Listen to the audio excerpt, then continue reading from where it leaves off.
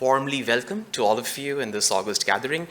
It's a pleasure to very briefly introduce about the speaker series, the distinguished speaker series that Alliance School of Liberal Arts have always been doing. And the very basic purpose of doing this speaker series is to sort of interrogate and try to dismantle the ivory towers of knowledge production and to bring out the different dimensions and perspectives of our existence to the common folks as much as possible, which also vastly ties to the vision of the Alliance School of Liberal Arts that we engage with, where perspectives like when we talk about like agree to disagree, when we talk about perspectives of multidimensionalities, we try to make sure that in terms of teaching, in terms of learning, in terms of discussions and arguments, they are implemented.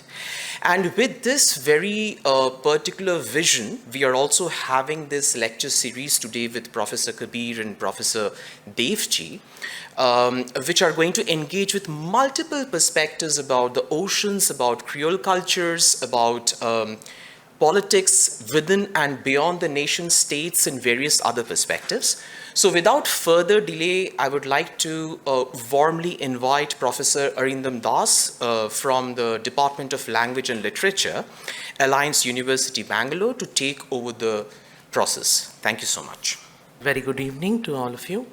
I'm really happy, pleased, honored, and it's really lovely to introduce our very own Anunnadi, Professor Ananya Kabir, who is the Professor of English Literature at King's College London. Her research spans creolizations across the Atlantic and Indian Ocean world, critical philology and the relationship between literary texts, embodied cultural expressions, and memory work. Professor Kabir is the author of Paradise, Death and Doomsday in Anglo-Saxon Literature, published in 2002, Territory of Desire, representing the Valley of Kashmir, 2009, and Partitions Post-Amnesias, 1947-1971, and Modern South Asia, published in 2013. During 2022-23, Professor Kabir was awarded a British Academy Senior Research Fellowship to write the book Allegro-Politics, which arises from the ERC Advanced Grant-funded project Modern Moves, which she directed in 2013, between 2013 to 18. In 2024, she'll be the Faculty Fellow at Global Cultures Institute, King's College London, and visiting fellow under the Mars Chrysostom Chair at Mahatma Gandhi University, Kerala, where she'll develop her new project, Fort Creole. Professor Kabir has been awarded India's Infosys Prize in the Humanities and German's Humboldt Research Prize, and is the Fellow of British Academy. May I warmly welcome you, ma'am. Thank you so much to my hosts, the colleagues at Alliance University, for inviting me to be here, my friends and colleagues, Dr. Shande, Dr. Arindam Das, Parvati Salil, who has been a wonderful liaison person between us in the UK and the university here. So, and of course, the Vice Chancellor, everybody involved in bringing us here. We are really grateful. I'm looking forward also to hearing Professor Devji's talk after mine. It's always good to kind of be the first one so you can relax for the second. Thank you all for coming here. Can we have, oh, my slideshow is there, fantastic. Now, you know, I'm going to be talking about a very interesting person, Jacob Haafner. You see his youthful picture there. In epic narration from the Greek and Latin world, you have this idea of plunging into the middle of things, in medias res. So that's what I'm going to do. What I'm going to talk about pertains to the page you see of Dutch. I don't expect anybody to follow Dutch of the 18th century, but I'm going to give you my translation. So, Ramsandar, I summoned my dobash. A dobash, by the way, is what the French called un homme d'affaires. You can call him a bandobast man. Every European in the Indies has one, particularly if he holds a post or office, or is placed above the common folk somehow. The dobash takes into account income and expenses, he does errands and looks after the lesser servants. He follows his master when he walks or goes out. He is his bookkeeper, his cashier, his estate agent, buys and sells, and he's super important for commerce because they are absolutely indispensable to the European. He who has a good and faithful dobash is a lucky man indeed. Anyway, Ramsandar, I said to my Dobash, let's forget about the Tony. By the way, a Tony is a local vessel. Its planks are sewn together and it comes in various sizes. The double Tonys, you might think of the Katamaran here, you know, the catamaran. The double Tonys of 2 masts even venture far into the sea out of sight from the coast. Yes, so as I was saying to Ramsandar, let's forget about the Tony. Let's go overland, order 8 coolies for me. I'm leaving tomorrow at daybreak. My friend Martin will lend me a palanquin. He's got 2, in fact, and if not, you'll have to hire one for me. Also, please get me some bottles of arak, because it's needed to make punch for the road, and 500 cigars. That's because the tobacco of Bimlipatnam is the best along the entire Coromandel coast. So, back to Ramsandar. Hurry up, I told him. Go, get everything ready. This is how Jacob Haafner, Dutchman in the Indies, begins his narrative of a journey he made down the western coast of India's Deccan Peninsula, from Bimlipatnam in Orissa to Pondicherry on the Coromandel coast. Published in 1808, this book is the second of 5 travel narratives Hafner authored. The first one described his journeys from Madras to Ceylon via Tranquebar, and that had appeared 2 years ago in 1806. So the book I'm quoting from, which is the first page you see there, which I just read out to you in translation, that was published in 1808. The first journey, Madras to Ceylon via Tranquebar, was made by boat. The second, as the opening declares and the title declares, was made by palanquin. But despite these differences in transport, both have 3 features in common. One, they hug the coastline. These journeys are going down the Coromandel coast. But because Hafner came to the Indian Ocean, of which the Bay of Bengal is part, he came to that world from the Atlantic Ocean. He was Dutch. These journeys are also what we can call transoceanic. They span the oceans. So the second thing that they have in common, these different travel journeys that he wrote about, is that they have a narrative design that's catalyzed by his experience in the different enclaves, different sites that punctuate the coastline. And those sites were established by different European powers, including the Dutch. More about that in the course of the talk. And the third thing that these journeys have in common, the first journey from Madras to Ceylon via Tranquebar and the second journey down the Coromandel coast in the Palki, both these journeys also have in common the fact that they are acts of memory. The events they described took place in the 1770s, so, towards the end of the 18th century, but the publications they appeared in only appeared in the 1800s, in the early 19th century. So the publications appeared in a time lag, 2 full decades after Hafner had returned to Amsterdam in 1788. He had finished all his traveling in the Indies and he went back to Europe, and that's when he wrote these publications. And there are actually 5 such publications. There are 5 travel narratives by Hafner, and I read them all one summer in Leiden. We do peculiar things sometimes with our time. So they're in Dutch. They're not translated in English. I read them, and I found them so fascinating. I want to tell you the story of Jacob Haafner through these narratives, and that's what we're going to talk about today. So there are 2 concepts that I'm going to use in the talk, and one is the idea that these are archipelagic stories. These are stories that act like archipelagos. We'll see how in a minute. And the second concept that's going to come a lot in the talk is the idea of creolization, which is basically a process whereby completely different kinds of people, different kinds of cultures, often antagonistic, are sort of cramped together in a small space. And in an enclave, for example, on a coast or an island, a fort, in these spaces, they may be antagonistic, but they're cramped together and they're mixing with each other and creating new forms of culture. So these 2 ideas will recur in the course of the talk. So a little bit about Hafner, this fascinating person who traveled along the oceans and particularly focused on the Coromandel in the late 18th century. Jacob Haafner was born Jacob Haafner a German version of the same name. He was actually German. He was born in Halle in Germany in 1754. A bit of the timeline of his life is there, if you can follow it. His father, Matthias, was originally from the area called Alsace, which is the border between France and Germany. But he moved to the city called Halle to train in medicine. There the father met and married a girl called Sophia Hapak, who was her background was Lutheran, Protestant, and her class position was a little lower than the Hafners. So the Hafners were very wealthy Catholics. They didn't quite approve of this match. Not only that, not quite 9 months into their marriage, Jacob was born. So obviously, there were things that were going on that everybody was disapproving of.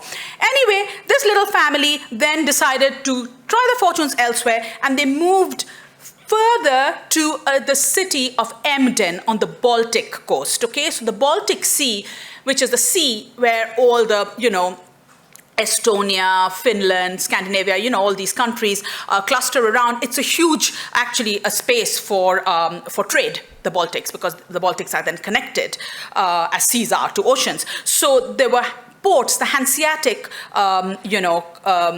network of ports around the Baltic. Emden was one of them. They moved there, and there it seems that Matthias, the father of Jacob, possibly became ship doctor to a company called the Emden Company, which even owned factories in China. All this is conjecture, we don't know quite, but this is the background, a trading family background. And by 1765, now the family moves to Amsterdam. All this is, just to see how can we make our life better. And archival evidence confirms that in Amsterdam, the father, Matthias Hafner, now starts spelling his name with a double A in the Dutch spelling, and they become a bit Dutchified, And now the father enters the VOC, which is the Dutch East India Company. VOC is a bit like KLM. You can never really understand why what the abbreviation is about, but we know it's, So VOC is the Dutch East India Company. Matthias Hafner, the father of Jacob Haafner, joins it as ship doctor. Remember, he was trained in medicine. And so, growing up in these port cities, inhaling the aromas and fumes of maritime trade, with border crossing in his genealogy from Alsace to the cross-denominational and quite intrepid union of his parents, we can imagine it was with some eagerness that the young Jacob Haafner set off on his first voyage at the young age of 12. His father, Matthias, was sailing to Cape Town as ship doctor on the VOC vessel, Luxembourg, and he took his son with him. But tragedy struck. Several crew members caught and succumbed to dysentery, and among them was the father, Jacob Haafner's father, who died on board shortly after the Cape of Good Hope was sighted, so he didn't even make it to Africa. Now, looking back on this life of traveling, which was inaugurated with that first journey, Jacob Haafner, you see now a much older portrait of him. In the concluding paragraph of his final work, Jacob Haafner looked back on this life of travels that began on a rather unhappy and disorienting note. A 12-year-old whose father died on board ship before they could reach their first landing point. But at the same time, there was something of, a cat with 9 lives, always landing on his feet.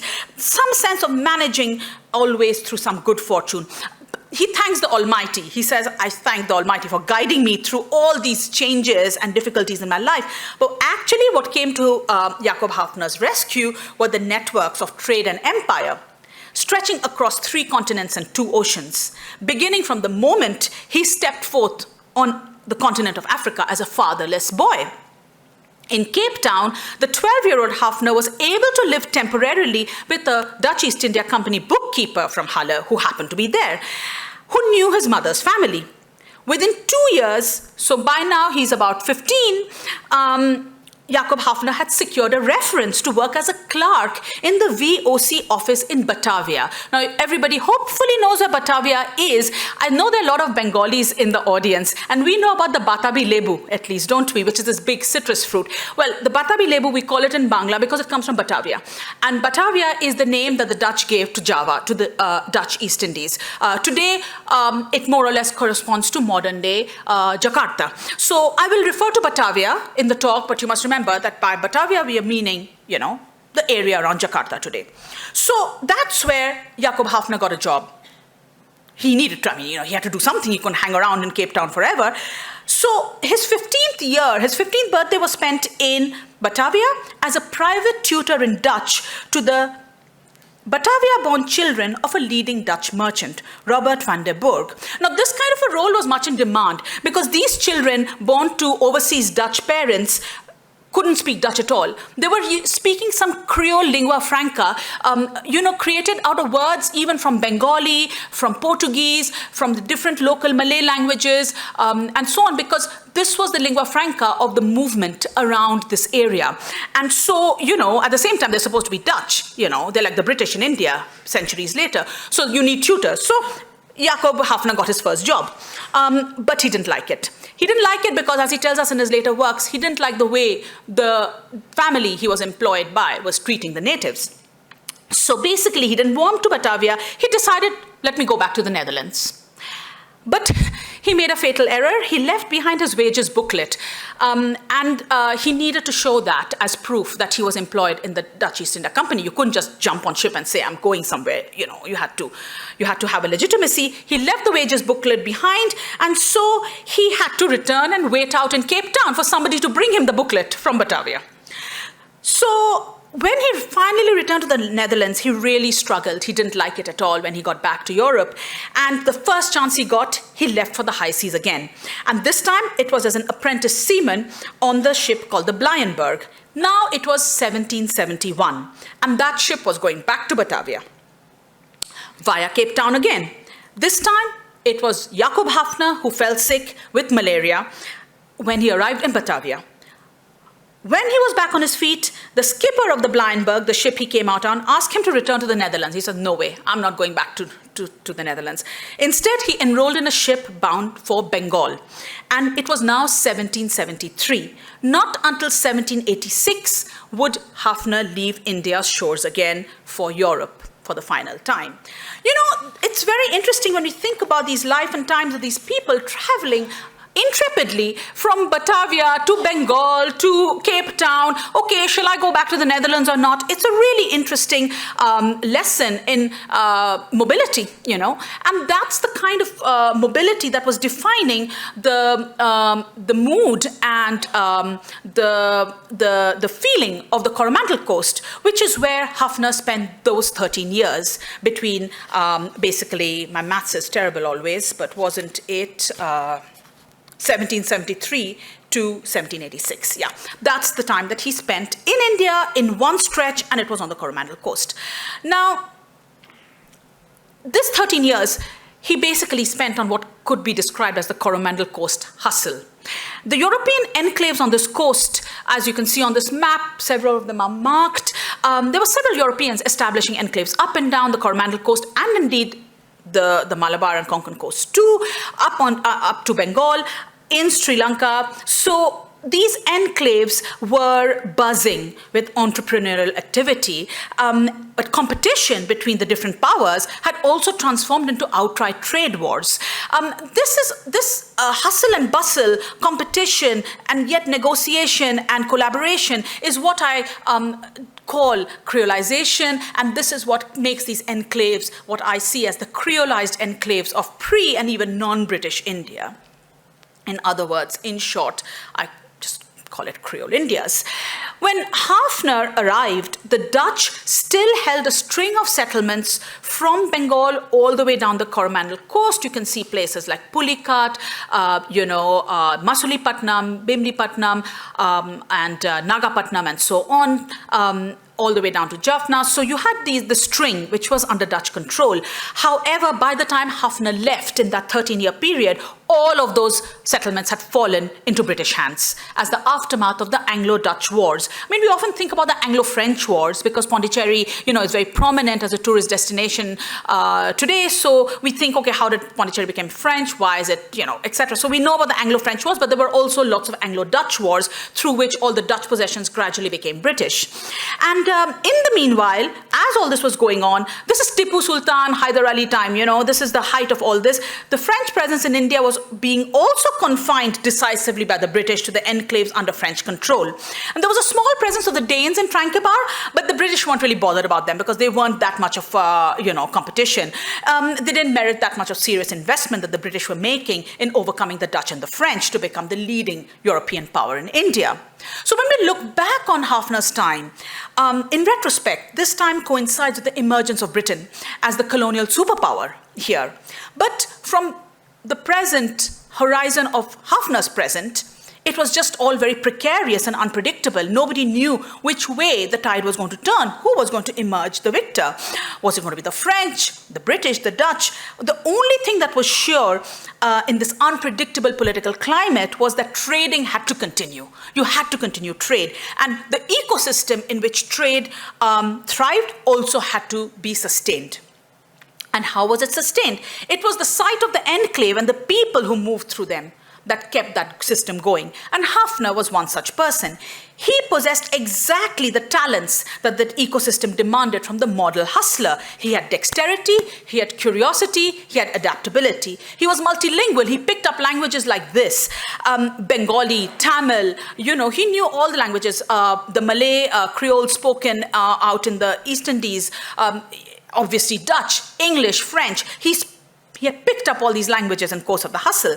And he accumulated expertise in every dimension of life in India. And how do we know this? Because he writes about all this in the 5 travel narratives that he compiles. But this expertise itself sat on something else, a gigantic edifice. And that was the knowledge that was being amassed and systematized by the VOC, the Dutch East India Company. This systematization is most apparent in the map-making workshops or karkhanas that were set up in both Amsterdam and Batavia, in Java, by the Dutch. And there was a collaboration between Amsterdam and Batavia to compile all the information gathered east of the Cape of Good Hope to create gigantic atlases.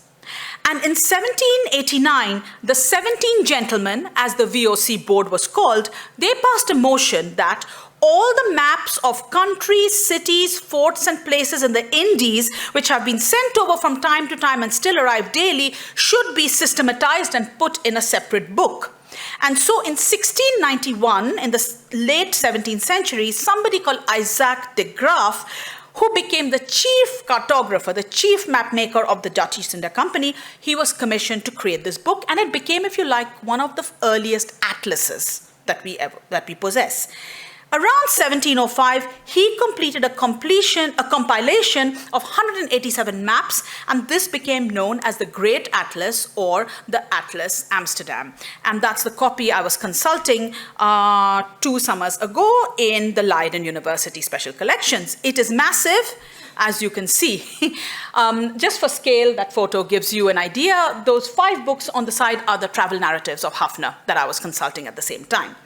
So the Atlas crams its information along coastlines. As I quote it, it says, it will give you information about capes, shoals, islands, directions for anchoring, safety, possibilities for refueling for food, and other landmarks such as views of the sea, of mountains. So everything that you can see from the sea towards the coastline, that's what the Atlas is interested in. Further information about what lies beyond the coast is generally lacking. So there's a kind of what Isabel Hofmeyr has called a hydrographic character of a lot of colonial enterprise, and this is very apparent in the maps here. This is one of the famous maps of the Great Atlas, we see how the coastline is very densely marked with information, as this close-up map shows you. In fact, so dense are the information on coastlines that when you have a group of islands like the Maldives, the information takes over and it becomes like a coastline in itself. So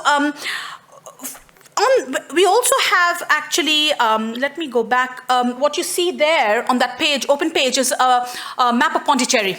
So, you also have pre-existing enclaves are being mapped, diagrammed into the atlas. So you zoom in onto these sites and you zoom out onto the coastlines.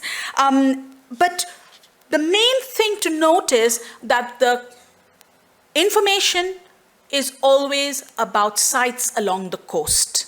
That's what the atlas gives you in its 187 maps. And that's why I call it archipelagic. Now, and you know what an archipelago is. It's a collection of islands. But the model of an archipelago really is a proposal for connections and a rationale for connections between different kinds of sites and different kinds of things. Not just islands, but island-like sites. So these enclaves, for me, are island-like. They're not separated by water, but there's separation of other kinds of things around them.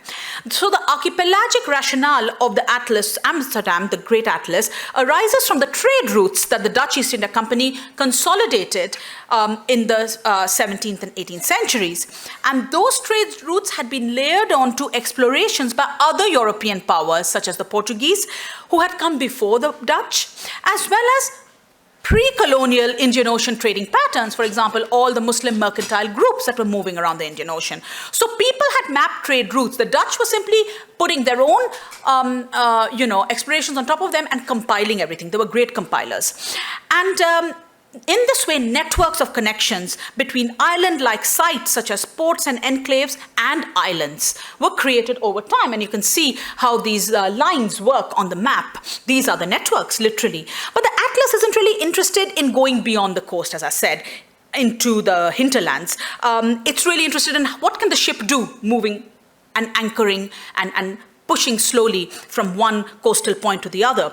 How can you map movement up and down coastlines? Even when you see Ceylon, Sri Lanka drawn there, you have the little islands connecting, we know these little islands, connecting, the absolute south of the Coromandel coast to Ceylon. So, it's all about how do you connect these spots to each other. And interestingly enough, Hafner's travels in India follow these coastline-hugging charts. So it was very interesting for me to read his travel narratives alongside seeing the atlas, because they were literally a narrativization of those coastal networks. The first book travels from Madras to Ceylon via Tranquebar, as I mentioned earlier, takes us from Bengal, where his ship from Batavia docked. Remember, he had malaria and he decided that he would go to Bengal instead of going back to the Netherlands. And then from there, you move all the way down to Nagapattinam, the VOC's Coromandel headquarters. He then went up to Sadras and Madras, and then back again to Alamparai, Pondicherry, and Tranquebar. Crossing over to Karativu, one of the tiny islands between Ceylon and India, he reached Jaffna-Patnam, and the narrative ends there. What's very interesting is you can see, obviously I don't expect anybody to even read any, it's very tiny there, but this is the chapter headings. There are 20 chapters. Each chapter actually has there the names of the places he's going to, Sadras, Madras, Pondicherry, and so on, which means that it's really literalizing what the atlas looks like. And even when he goes by the palanquin, by the palki, he's doing the same thing. Even though he's not traveling by boat, he's traveling by land, but he's still going from point to point. Now, when we think about how narratives are made, we think about cause and effect. We think about beginnings, middles, and ends. This logic of narrative really doesn't apply to Hafner's travel narratives, because he's moving from A to B and back. He's moving archipelagically, in fact. And what he even says in one of the forewords to his book, he says, these are links in the long chain of my life. So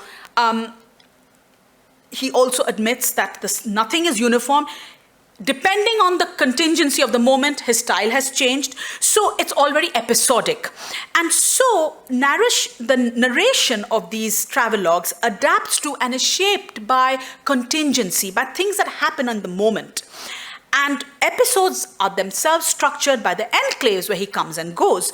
So, and at the same time, we must remember that there is this transoceanic frame, the frame connecting the Indian Ocean and the Atlantic world, overarching beyond these coastal travels. So Hafner opens his first work by describing how, after his father's death, helpless and desolate, he crossed into the Indian seas from one place to another. But it's only his son Christian Hafner, who publishes his two final works after the death of Jacob Haafner, his father.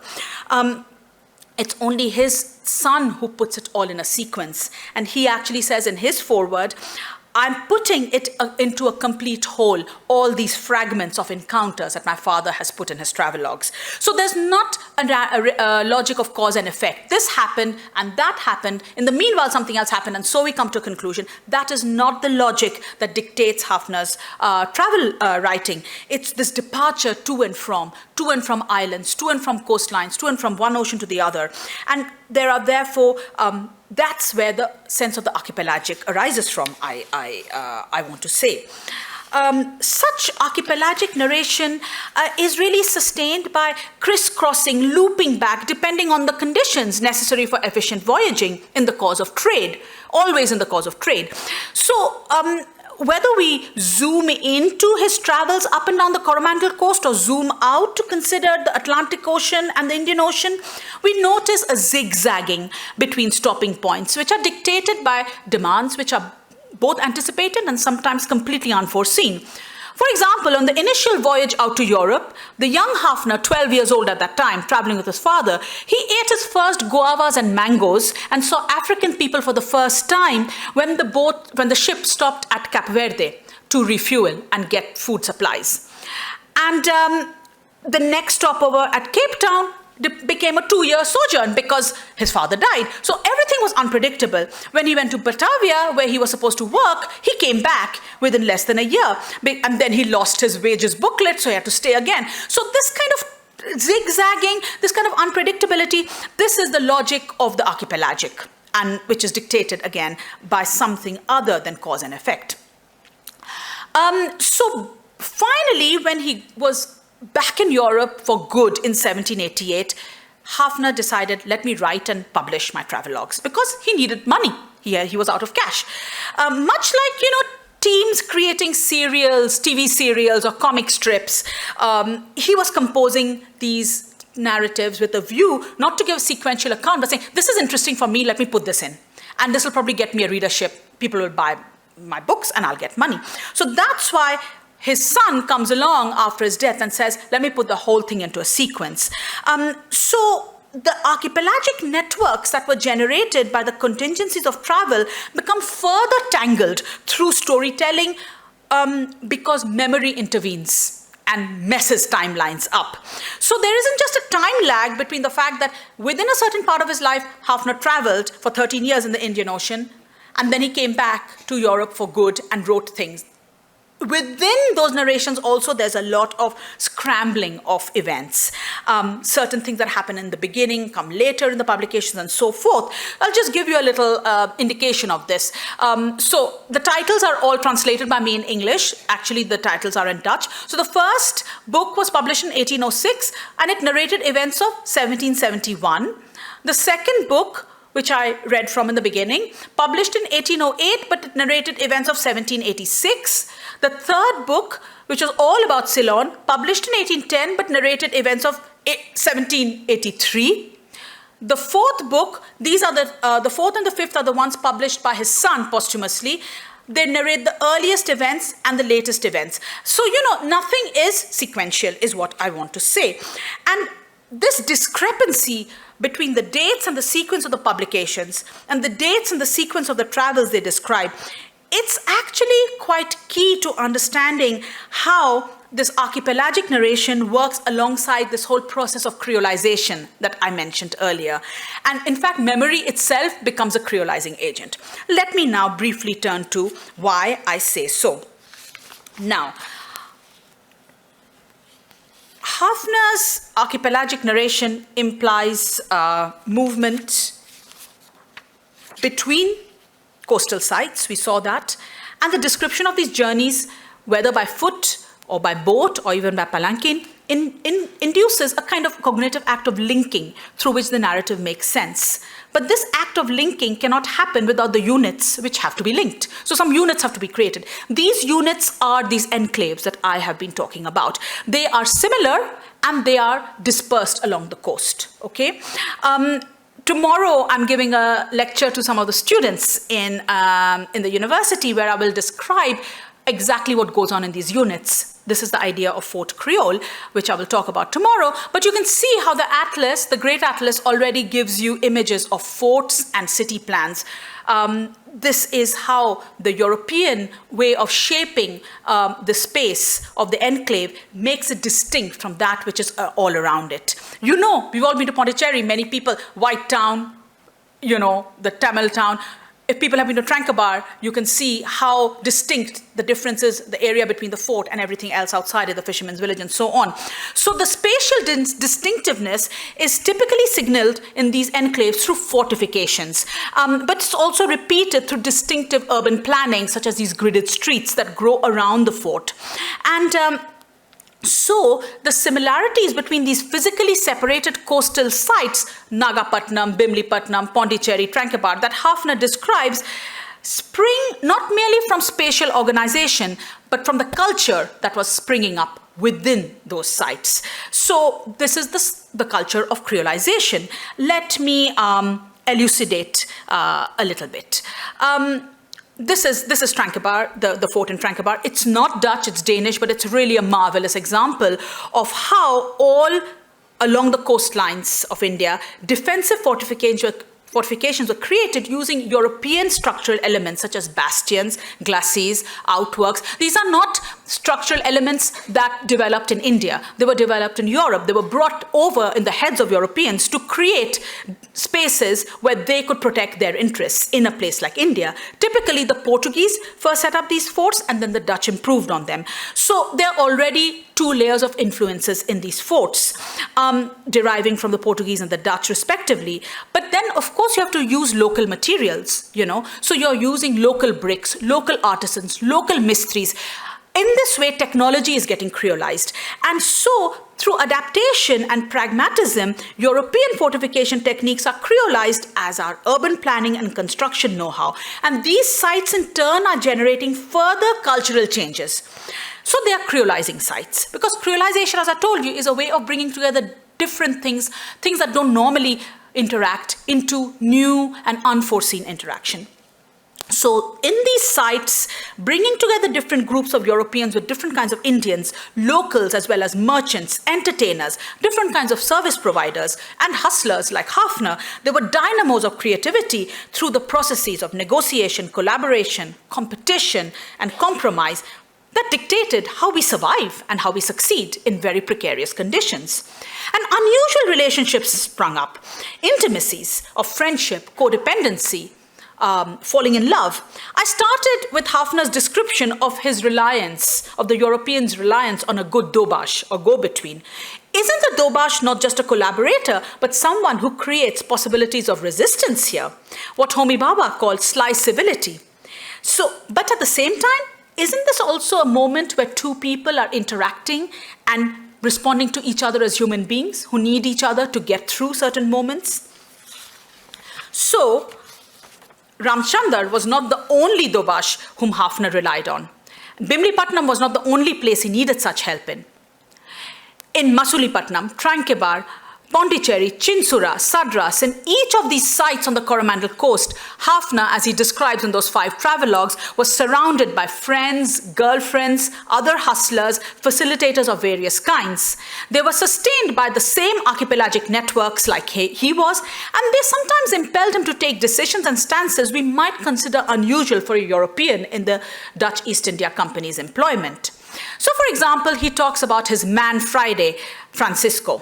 We first meet Francisco when Hafner describes his morning preparations to depart in the palki that Ramchandar organizes.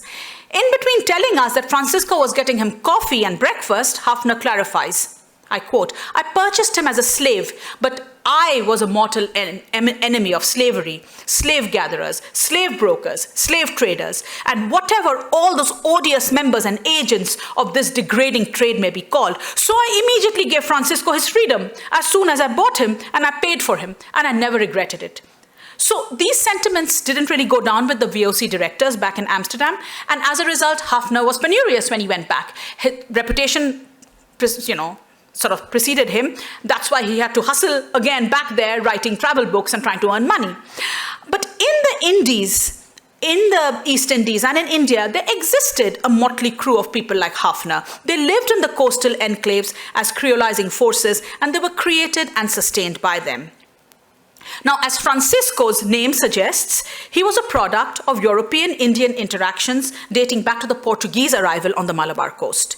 Initial relations between Portuguese men and local women had produced subsequent creolized generations whose women were seen as preferable partners for newer European arrivals because they were already Christian. Depending on where they were located, these communities went by many names. They were called Topas, Paranqui, Mestizo, even Creole, as in Pondicherry. And their names often memorialized the Portuguese connection, such as Francisco. Apart from Francisco, another Indian Creole person who had a lasting impact on Hafner was one of his girlfriends, Anna. She was a Goan mestiza with whom he spent a few ardent months in Ceylon in 1783 before, alas, she left him for a mestizo jeweler who could perhaps give her a bit more stability than Hafner could. But Creoles such as Francisco and Anna constituted the core of social life in the enclaves as Hafner describes it.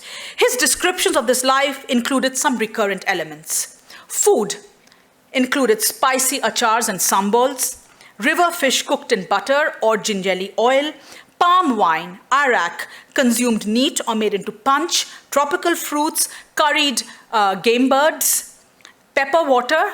He says, you've got to leave European food when you come here. It's too heavy, you're going to get indigestion, switch over to the local fare. But the local fare, like when you're cooking a little fried fish in butter, you're already creolizing what is local. Food was accompanied with music made on small portable instruments like the violin, to the accompaniment of which his Creole friends enjoyed various European dances called like contra dances and quadrilles, even while Hafner is singing them Indian songs. These activities described by Hafner are complementary to the life of local communities of weavers, bleachers, painters, textile printers who also lived in these enclaves, as well as several musicians and dancing girls that were passing through them. It was quite socially active. And there's one literary device that Hafner uses repeatedly to drive home this complementary relationship between these otherwise unrelated groups of people, these various Indian groups, these European mestizo groups, and so on. And this is the shade of the tropical tree.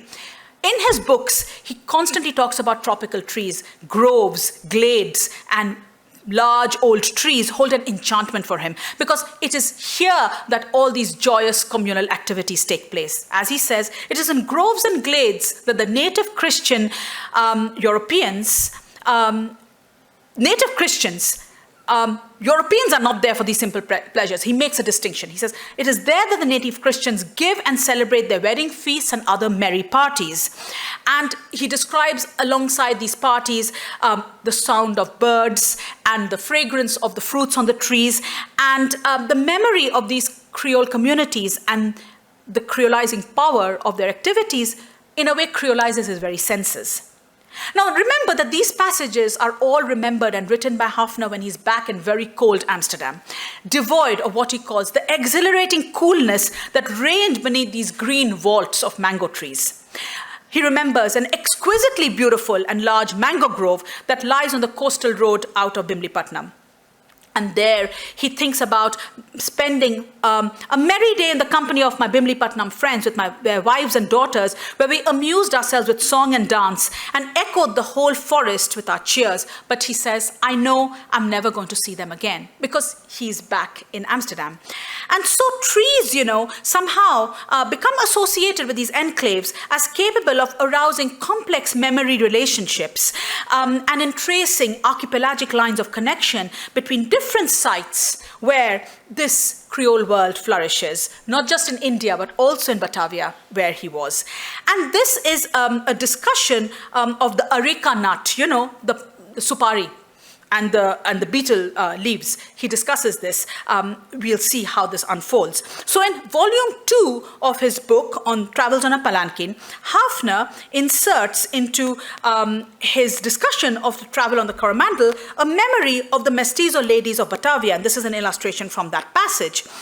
Their fondness for chewing betel nut and lime and betel leaves, a habit that he says is Of course, we know that habit is very familiar to us because that's Pan.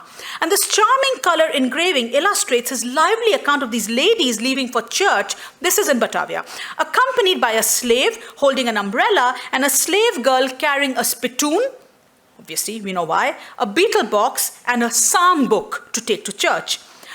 But why does he remember this at this moment? Because he is talking about a large and lovely grove of betel trees near the Catholic pilgrimage site of Saint Thomé on the way to Pondicherry.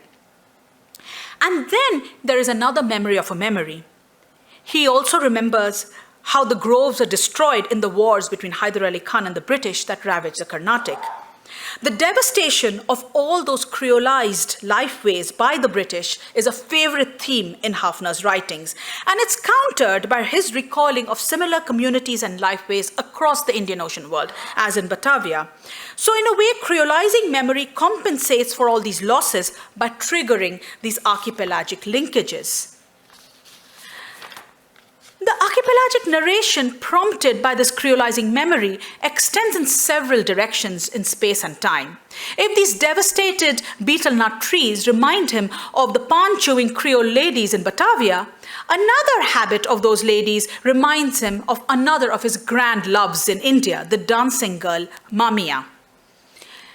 This is one of the famous Devdasis. He also is a very important source for all our accounts of Devdasis and dancing girls in India. He says, the air of an expert, he who receives a folded betel leaf from a strange woman with whom he has no close connection before may regard this as a special esteem which she bestows on him. Or she may tacitly signify to him by it that she has affection for him. And if the betel leaf is folded in a certain way, it shows she wishes to honor him with her greatest favors. And then he says, see, for an example of this, the first volume of my book, where I describe my encounter with Mamia. Because indeed, in volume 1 of Travels with the Palanquin, that's how he describes he meets this woman. She gives him a betel leaf folded in exactly this way. So, Hafner, you see, was a man of indiscriminate relationships, impulses, and loves. His pursuit of these various women of his dreams under tropical trees, they all left him, by the way, enjoying contra dances and quadrille dances, consuming curries of small fish and fowl with achar and sambal, sipping arak punch, reveling in a golden mango. All this is intimately linked with the recollection of a particular way of life that he embraced, enjoyed, and gave value to in his writings. Yet, the burden of his recollections was to point to that which was vanishing, even during his Coromandel coast days. Not just the Creole enclaves he loved so much, but even the unconventional women who repeatedly slipped out of his grasp, denying his life and his narratives closure. Today, these Creole Indias, with their Mamias and their Annas, Franciscos and Ramchandars, and indeed their Hafners, are all but forgotten, as are their archipelagic connections to creolizing communities across the Indian Ocean world from Cape Town to Batavia. Those stories seem to have gone nowhere, and neither did the taste for archipelagic narration of the kind Hafner excelled in.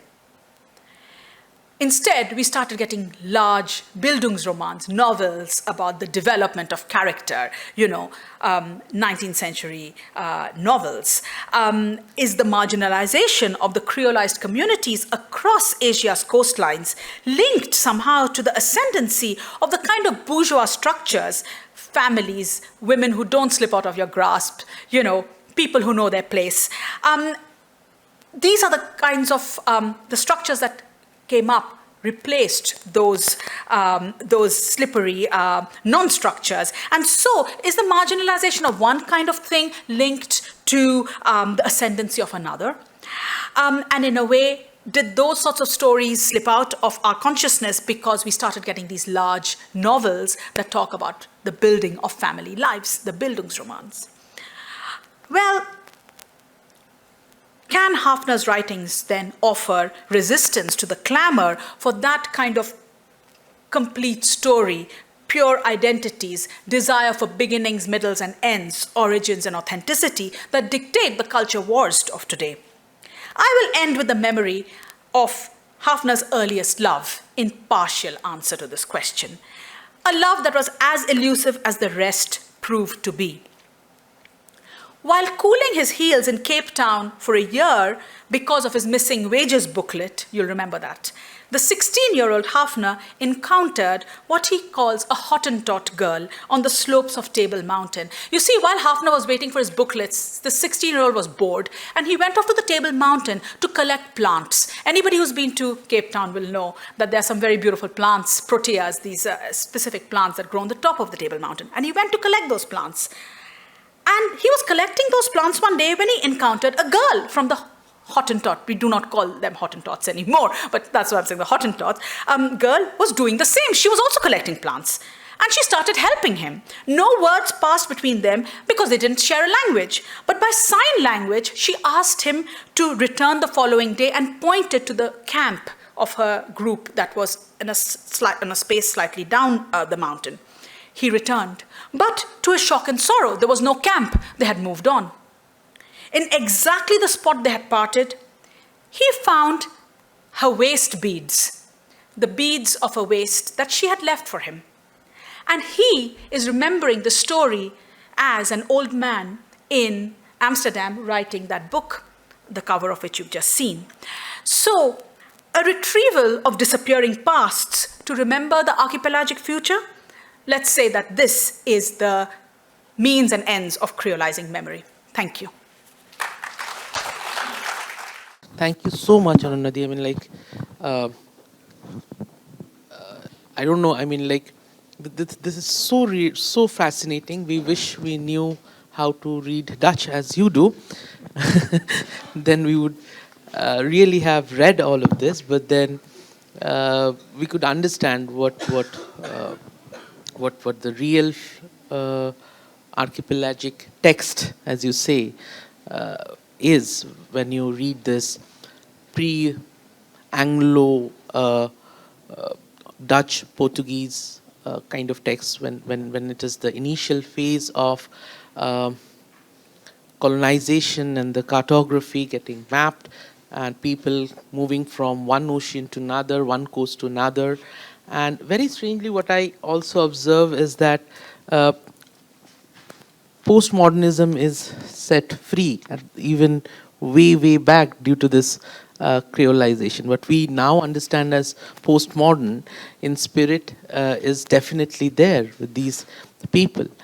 Now, what is far more beautiful is that, and we all take this credit, is that you have presented this talk of yours in perhaps the most creolized space of India, Bangalore, right, where we speak more than 150 languages, and there are representation here from Bengal to Kashmir to from Kerala to Orissa. I can see them here sitting over here. So it was really nice to have you over. It was a wonderful talk. Now, if we can quickly have a few questions. Any questions? Yeah. Does that work, Ananya? Yeah, it does. Yeah, I have a question from there. Yes. Yes, can somebody... And there was another question there as well, Yeah, we'll right? take that. Yeah. Okay. Yeah. After please. that, we'll move there. Yeah. Yeah, sure. Please, sir. Lovely to meet you. A wonderful talk. I just have a couple of questions for you. In the extensive work that you've done, are there also other scholars on his books? If so, whether your theories are, consistent with those, what are the differences? I also want to know about the illustrations. Yeah. They are very beautiful. And are they authentic? Were they already published at the time of his life? And did he kind of endorse those illustrations? And how much did you rely on these illustrations for deriving whatever you do? Shall I answer this? Yeah, please. Shall I answer that? Thank you, Anand, and lovely to see you. It's nice to see the flesh, as it were. Many people we've been in contact with over the years of the pandemic without actually having met each other. Can you hear me, everybody? Yeah. So, those are very good questions. Hafner has been Hafner has languished even in the Netherlands. For a long time. At the time that his travelogues were published, there was a concerted effort, it was part of the hustle to make them popular so that he could, earn a living after returning from the Indies. And they had a popularity at that time. They were translated into many European languages, including English, but then the mood changed and the taste changed, and they kind of went into oblivion. So even in the Netherlands, very few people have worked on him or kind of were even aware of him.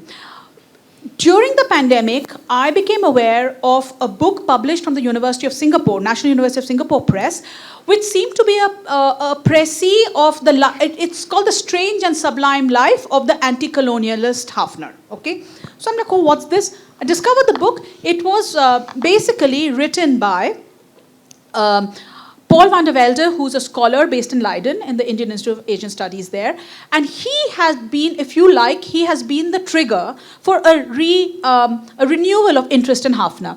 He and another colleague of his had undertaken an edition of Hafner's old, because after all, this is written in 18th century Dutch, so, I mean, if modern Dutch people want to read them, they have to be re-edited, re-annotated. So I had done a critical edition of his works, and they were being published.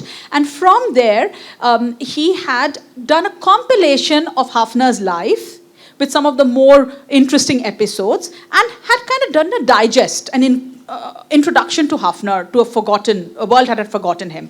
And this had been further translated from Dutch into English and published by the Singapore University Press. So it was a convoluted route that I laid my hands on this book and the person's life through the book. And I was fascinated. So I was like, I must go to Leiden and try to find these books, all of them. Because, I mean, the question is, this was a synopsis that Paul van der Velde was given. I was curious to know the full story.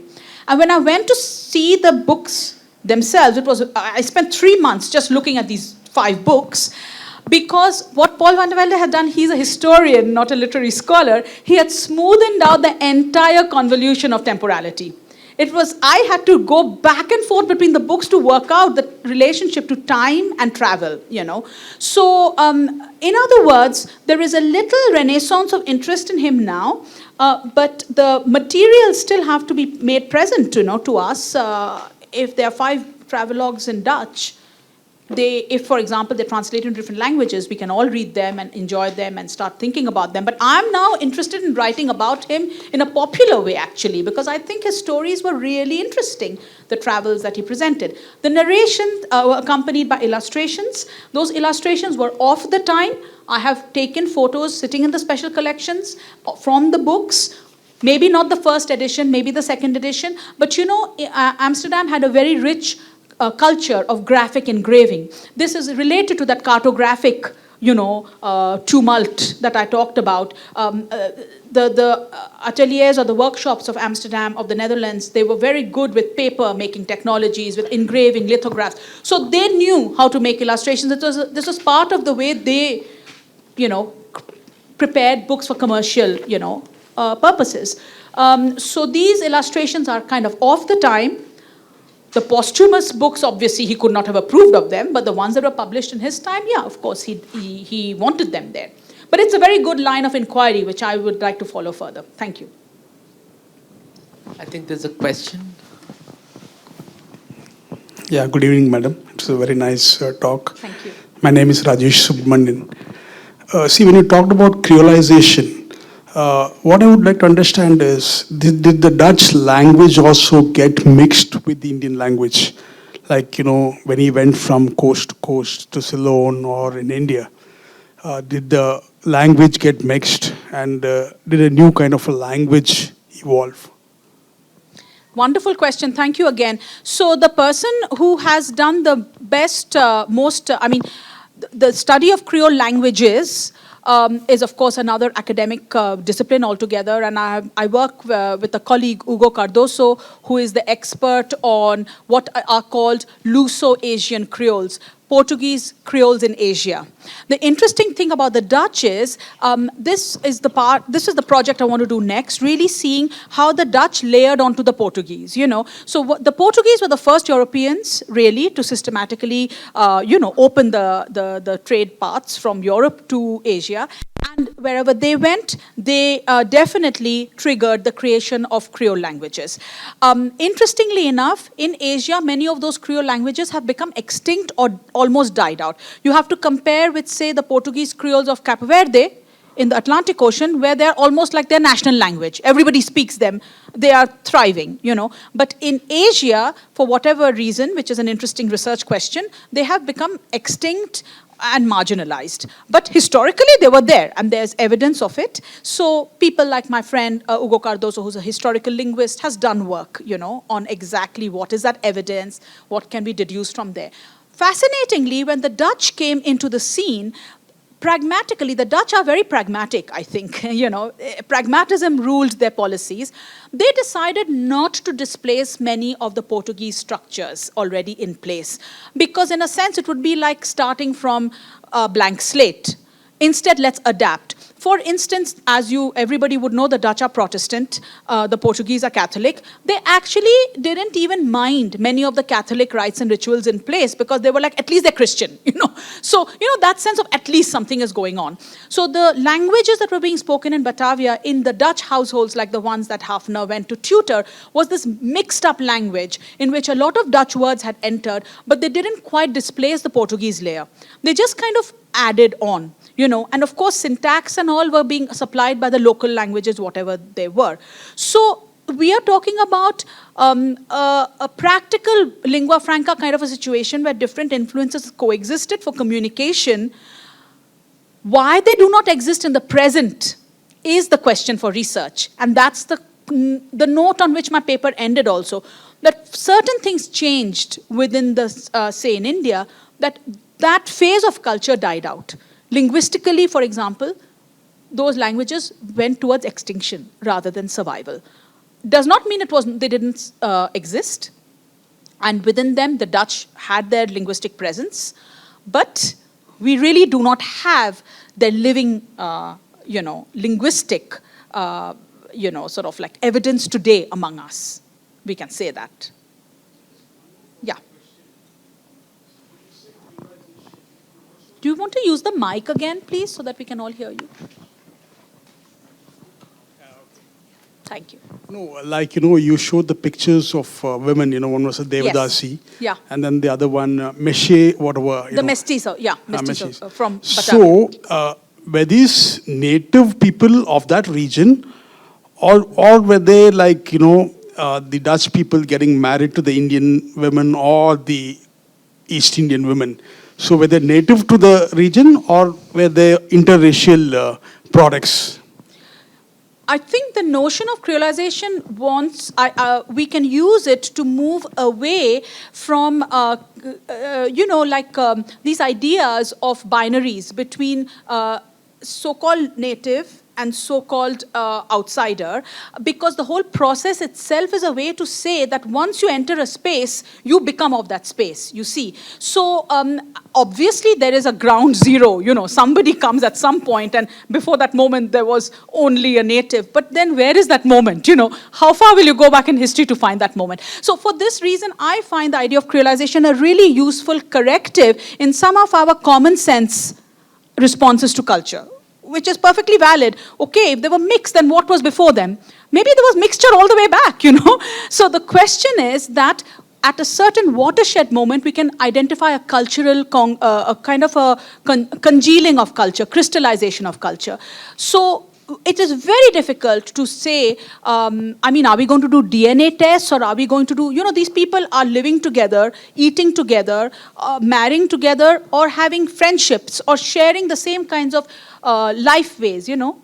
So you can't really say where is the native ending and the foreigner starting. This is the moment I want to capture. And who is in the middle? Isn't there just one huge middle, you know? Everyone's in the middle. So when you see the Batavian ladies, you can see differences in rank. There was a person in the status of a slave. There was a person in the status of a servant. There was a lady who was in the front leading the group. So you can say differences in power exist, but are they the same as differences in race and ethnicity? Maybe not. I hope that answers your question a bit. Right, yes. Hi, I'm Ishika. Hi. Hi. I just had a quick question about the nature of language and how that might have affected the creolization and specifically the disjointedness of narrative that seems to come out. And so I guess the question is more about, does other writing in Dutch of the period indicate a similar sort of disjointedness in other narrative? Is it a switch in modern Dutch that you see in English, and I'm more familiar with English, you see with Romanticism this very I figure sort of emerging and all of that. Is there a similar sort of historical evolution within Dutch? I mean, I'm not a specialist of Dutch. I've also wandered into this thanks to Hafner. I was dragged into, I mean, to be honest, I'd already started learning Dutch because I knew I was interested in Dutch material. So that came in handy. So I'm not going to be able to say for sure, like, you know, that I would need a Dutch postdoc to do a project under me to ask this question and follow it through. However, we can say in general, you're quite right in talking about the Romantics. You know, there are general, broad, you know, cultural, again, watershed moments and movements which are spreading through Europe and also coming to the colonies. So when you have the idea of the romantic eye, you know, for example, this is previous to that, for example, in another time and space, you had the Renaissance man, you know, the Leonardo da Vinci figure. So you have these moments of a wholeness trying to come out, you know, or a quest for something which is not fragmented or fractured. And as opposed to that, you have a narrative like this, or a sequence of narratives which are you know, uncompromisingly fragmented and fractured, you know, so it's a different logic. So I think it's interesting to think about that. This is one logic, and there are other logics which perhaps we are more familiar with. So what is it that we gain if we move away from that which we are familiar with, which includes the emergence of the romantic eye, which includes the emergence of these large novels tracing, you know, lives of people from birth to death and families and, you know, all the rest. And these are, what literary studies have done is show that these European trends were very much involved and dependent on the colonies, you know. So we cannot say that this was happening in Europe and not here, whatever. So there are these large global trends in imagining, you know, in storytelling. And then you have these outliers. So I'm more interested in the outliers. And I believe that's the idea of the archipelagic, that it doesn't matter if you're in fragments or little bits. We can think of another logic altogether and say that that is valid in itself. And yes, we have a question. Oh, it's fine. We'll come back to you. Yeah. Right, so, me or him? You have the mic with you, right? You can Okay, go let's ahead. have her. Yeah. Thank you, and then We'll get back to you. Yeah. So I was quite interested in the notion of temporality that you Yes. brought up. Yeah. So what I didn't quite get it well, but you said it had something to do with memory. Yeah. And how does that dynamic work in literary? Yeah, well, basically, in simple, you know, to put it quite simply, anyway, when we remember, we are going back. I mean, we are remembering, the act of remembering involves a return to the past, you know, in some way or the other. So it's, and we know that we never remember in a straight line, you know. When we say, I started remembering something, and then something else interrupts it, our senses take us back to prior moments. So what is interesting to me is that these narratives, which were jumping all across timelines, and there was nothing, no smooth, you know, linearity. This temporality was very convoluted. It was very looped in. It was very zigzagging. And there was no way of trying to make a larger story of it in the way that we would think with, you know, if you use a flashback, for example. What is the meaning of a flashback? You have a time which goes back in time, but then the idea is that you want to explain something in the present. You know, the flashback is used in an explanatory way. But there are no flashbacks as such in this kind of narration. It's just a lot of going all over in time, depending on what is triggering, you know, what senses are triggering a memory of, you know, an event, and then something else is triggering a memory of another event within that. So that's what I meant, that the temporality is rather particular. It's not being resolved through the mechanism of classic storytelling as realist storytelling that we accept and know, where even if you have these loopholes, they are meant to resolve a larger, smoothen the timeline. So the timeline is not smooth, it's very jagged, and that is what I was interested in. And it's the way the memory, I mean, in a way I would say that all memory is zigzagging and jagged like that, but in this kind of a narration, it's not resolved. It's kept there like that. And the story is not trying to make an easier task of it. So you have to really, I mean, for me, I was really working hard trying to work out what happened when, I mean, I gave you a simplified account because I wanted to give the lecture, but it's really quite hard to follow. Did he go to Ceylon first, or then, okay, he came back, and then when did he lose the waste beads, and when did he lose his wages book? So it's not, the work is much harder for us in that sense because we are used to more smooth forms of storytelling, I think. We can have one last question. I think, yeah. Yeah, my name is Ashutosh. It's from the first reading you did of the first Yes. page when you mentioned about the Dobash. Yes. So for me, the discovery was Dobash basically comes from Dobhashi. Yes. So they speak two Yes, languages. correct. And it sort of hinted at it's the natives who learned the foreign language, and they were the interlocutors between the foreigners and the natives. So my question is, were there many foreigners who were learning the native languages, or was it this one-way kind of thing? So that's the question. Thank you so much. Again, a wonderful question, because the figure of the Dobash is super interesting. And South India in particular, there were many famous Dobashes, such as Ananda, Rangaswamy, all the Dobashes of the French, East India Company. There were Dobashes of the working between the Danish, trading company and the situation in Tranquebar. So these Dobashes are very, very important, and they left very many records, in the case of the French ones in particular. But the impression one would get absolutely is that it's a one-way street, but they were also immensely powerful. I mean, that's the important thing. As he says, and you picked up in the discussion, no European can survive in this place without a Dobash. So the question then is, or the impression one gets is absolutely, as you said, the Dobash learns something and becomes the go-between. But how did he learn it in the first place? Again, there must have been some toing and froing, some give and take for even that process of learning to happen. So I'm very interested in the other side of the picture, which you have correctly identified, that in even the question you pose, that actually the Europeans were also getting Dobashed, and that's, if you can coin a verb like that, and that evidence of that is in the descriptions he's offering. So when he goes off with Francisco, for example, they are sitting and like, I'm hungry, let's make some food. A little fish is being caught, and there's the possibility of cooking it with the local oil or cooking it with the butter. So if you just take food as a space of cultural sharing, it's happening in both ways, So likewise, arak and punch, even, for example, the idea of making bread, with not with yeast, but use something fermented like toddy. So in different ways, you have a complete give and take. So the Dobash is concealing the figure of the Dobash, who is normally seen as this powerful one-way street or the go-between, is actually concealing a more complex situation where all parties involved are being Dobashes for each other, and that is the creolization we are talking about. In the case of Tranquebar, for example, the furniture that the Europeans needed, the Danish people needed, local artisans started making the furniture.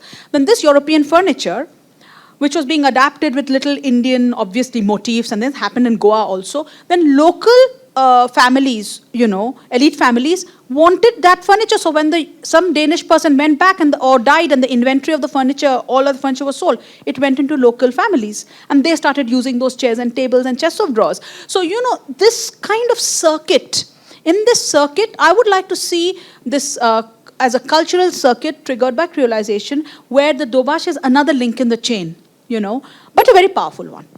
They are important. But the Europeans are also, learning and taking and adapting. Otherwise, I think they wouldn't have been so successful either. I think we can't take any more questions, but she'll be available. You can definitely, if she has time for it. Well, we have tea, so we can chat. have tea. You can chat. This is also for your information. She'll be doing a podcast with Alliance University That would be up in the air very soon. So further more clarifications you will have. And she'll be giving an institution lecture tomorrow. So you're most welcome to come and join us over there. Is that actually open, the institutional lecture? If the dean says so. Wonderful. Because in the lecture tomorrow, I will be actually giving a more, like a closer look at this process, which I'm calling So Fourth you'll be Creole. essentially targeting students. Yes, Faculty members yes, would be there. But yes. if we can accommodate more people, perhaps, yeah, I think Well, we can do the that. more the merrier, in my opinion. Thank you very much, everybody. Thank you so much. Thank you so much.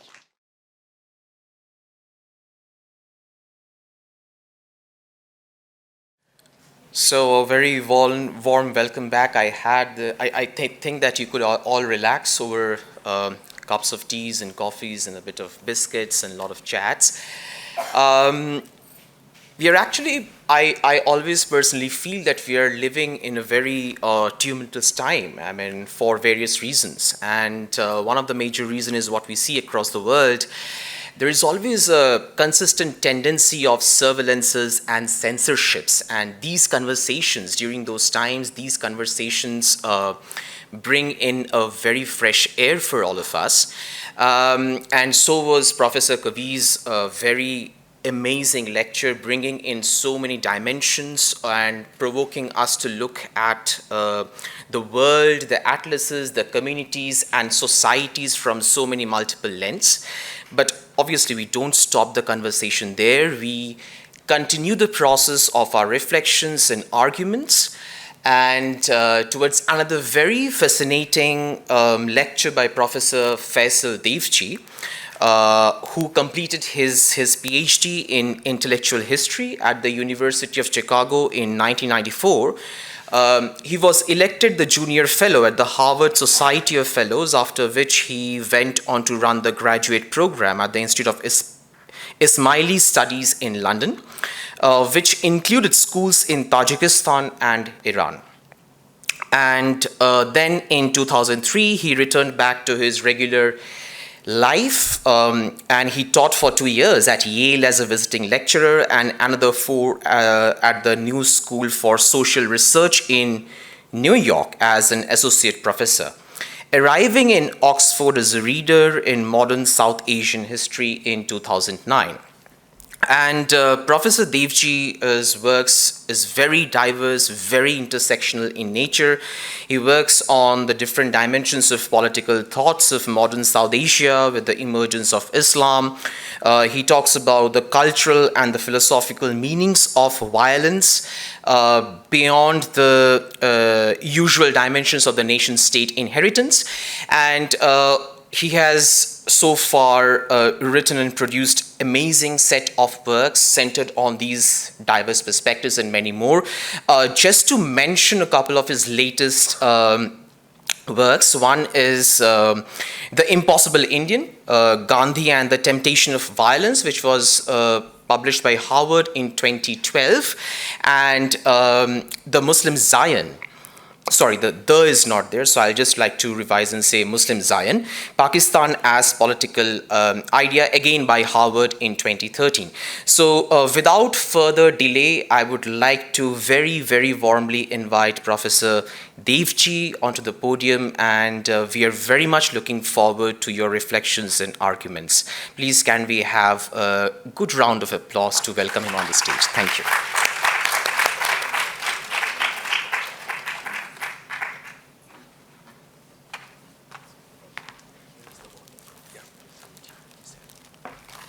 Thank you very much for that introduction.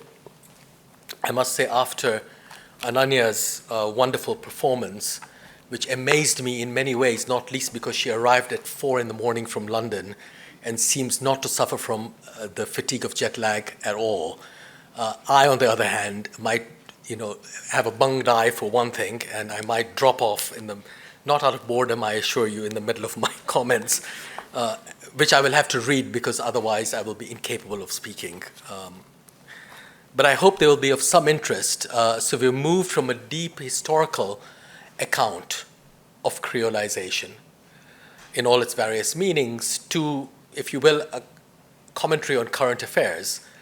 And this is a piece I've written which has not yet appeared in print, but it will in a week or so in the Boston Review. And it was written as part of my response, my effort to think through the two wars that face us. There are actually more than two. There's a very destructive one in the Sudan as well, which doesn't get written about. But the two which, of course, are of grave import and consequence and are attended to are the wars in Ukraine and the war in Gaza. And I wanted to put them together to see what they tell us about the nature of the global order such as it is and of its possible future. So it's a highly speculative paper and won't have any of the rich detailing that Ananya's talk did, but I hope it will do something to open up the very real concerns that both these wars have provoked globally. So in his address to the nation on the 20th of October, President Biden brought together the wars in Ukraine and Gaza to illustrate America's indispensable role in protecting the international order from threats like Russia and Hamas. It was a strange pairing. Russia, after all, is a vast state with nuclear arms, while Hamas is a non-state movement operating in a small parcel of land whose borders and energy, food and water are controlled by Israel. Perhaps Biden was responding to critics who accused him of hypocrisy in condemning Russian attacks on civilians but not Israeli ones. Yet he was right in putting the two conflicts together because in both cases, the US and its allies have opted for war rather than the diplomacy, negotiations, and ceasefires through which alone does peace become possible. These must apparently wait until the enemy has been sufficiently degraded to accept terms they prefer.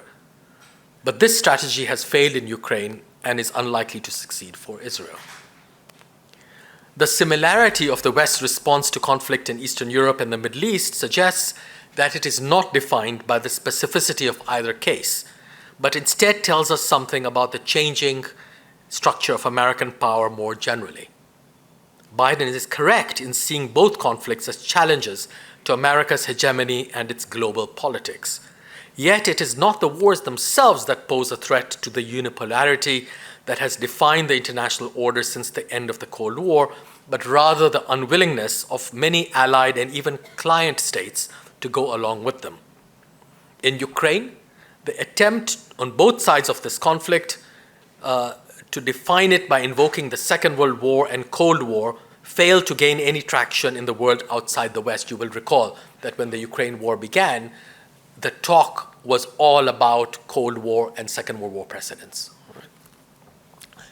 These were indeed shared by the Russians and their opponents. They shared the same language. There, in the world outside the West, it was the failure of the war on terror in putting together a stable new international order that proved to be a more relevant and cautionary precedent, dissuading countries from choosing sides in the war. While Western historical narratives have been provincialized in this way, the rest of the world seemingly has no alternatives to offer.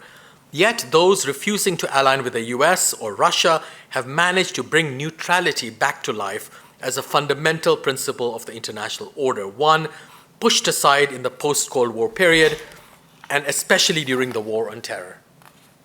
From NATO members like Turkey to countries like India, which are friendly to the West, it is neutrality rather than pro-Russian sentiment that defines policy. For these states realize that Russia's war is a regional one meant to place limits on America's global politics. They also see that Russia is neither interested in nor capable of engaging in a global politics of its own that threatens them. It is only her immediate neighborhood that is at risk, and it certainly is at risk. Neutrality has thus allowed the Ukraine war to be geographically limited and regionalized against American intentions, while also allowing countries like Turkey to mediate between its protagonists. With the global politics made possible by a unipolar international order threatened in Ukraine, the US has reduced whatever autonomy the European Union possessed to create a Western bloc of countries, including Canada, the UK, and Australia, as well as Japan and South Korea, that is set against Russia. Now it faces the same quandary in the Middle East, where the Hamas attack on the 7th of October also demolished the region's post-Cold War politics which had been defined by a globally agreed and guaranteed peace process leading to normalization, however slow. By contrast, the extra-legal activities of the Palestinian movement in the 1960s and 70s had been made possible by the Cold War, which allowed space for the PLO, like the IRA, the Red Brigades, and other militant groups to operate internationally. All of these were pushed into various kinds of negotiated settlements shepherded by the United States following the Soviet collapse. So we should recognize, for instance, that the Palestinian movement was very different in the 60s and 70s when it emerged, and it was part of a larger set of such movements which included the IRA, the Red Brigades, and other groups. And these were allowed their international play in the context of the Cold War, after which they were shepherded into various forms of negotiations by the US in particular. So from Camp David to Oslo and the so-called Abraham Accords, this was the kind of politics that characterized the unipolar moment. But it is one which the US can now defend only by opting for war to restore the status quo ante. This might then allow it to push for a two-state solution in which the Palestinians might be funded and managed by the international order. This too is part of the post-Cold War playbook of global politics, as exemplified by Bosnia and Kosovo, East Timor, and South Sudan, all wards of the international order rather than sovereign states. The dated nature of this vision is evident in the historical narratives that underpin it. If in Ukraine it was the Second World War and the Cold War that gave the conflict meaning, in the Middle East it is 9/11 that is routinely mentioned. We are told that the undeniably brutal attacks by Hamas were comparable only to 9/11 in their scale and in the percentage of people that were affected, indeed murdered, which was obviously greater in Israel than it was in the United States at 9/11. But this is a bad precedent given the consequences of the war on terror, while President Biden's invocation of an inflection point in history during his speech is not matched by any new vision for the future. He didn't mention one. What 9/11 did result in was the destruction of the international order put in place during the Cold War, one which had allowed for diplomatic, economic, and other relations between its rival camps. With the disappearance of the USSR and so any opposition to the remaining superpower globally, the US was able to marginalize the entire UN system by the expansion of preemptive strikes, unilateral and third-party sanctions, confiscations of sovereign funds, the legitimization of torture and extrajudicial killings, limitations of citizenship rights, and the dismantling through anti-terrorism laws of civil liberties like privacy, free speech, and the liberty to protest all over the world. Elaborated through interventions in Afghanistan and Iraq, but also Pakistan, Syria, and Libya, such practices came to constitute a, quote, rules-based international order, close quote, which enjoys no formal agreement and therefore differs from the international law that had defined the UN the UN order during the Cold War. We are seeing the consequences of the latter's final destruction in Eastern Europe and the Middle East today. So we've moved from international law to the so-called rules-based international order. The development of political practices outside international law was meant to be exceptional and reserved for the US and its Western allies.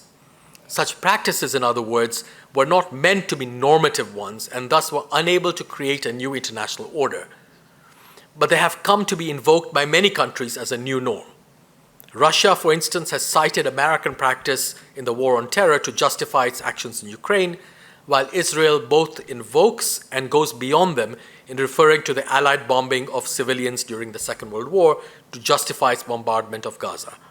In both cases, political, or rather military practice now takes its models from the period before or after the establishment of a post-war international order, that is to say post-Second World War international order, and its rule of law. International law, in other words, seems to have become the exception rather than rule in defining the actions of states today. Are such practices coming to constitute a new, if yet informal, model of international relations, or do they signal the breakdown of such an order altogether? And I'm sure you can see how it is that the logic of exception that defines so much of the rules-based international order is incapable of becoming or giving rise to a new normative one. Right?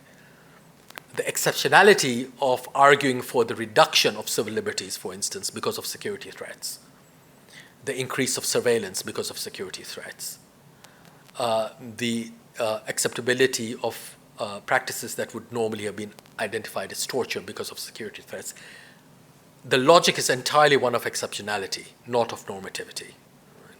So there is an incapacity built into this order. Now, its liberation from international law does not make politics more realistic.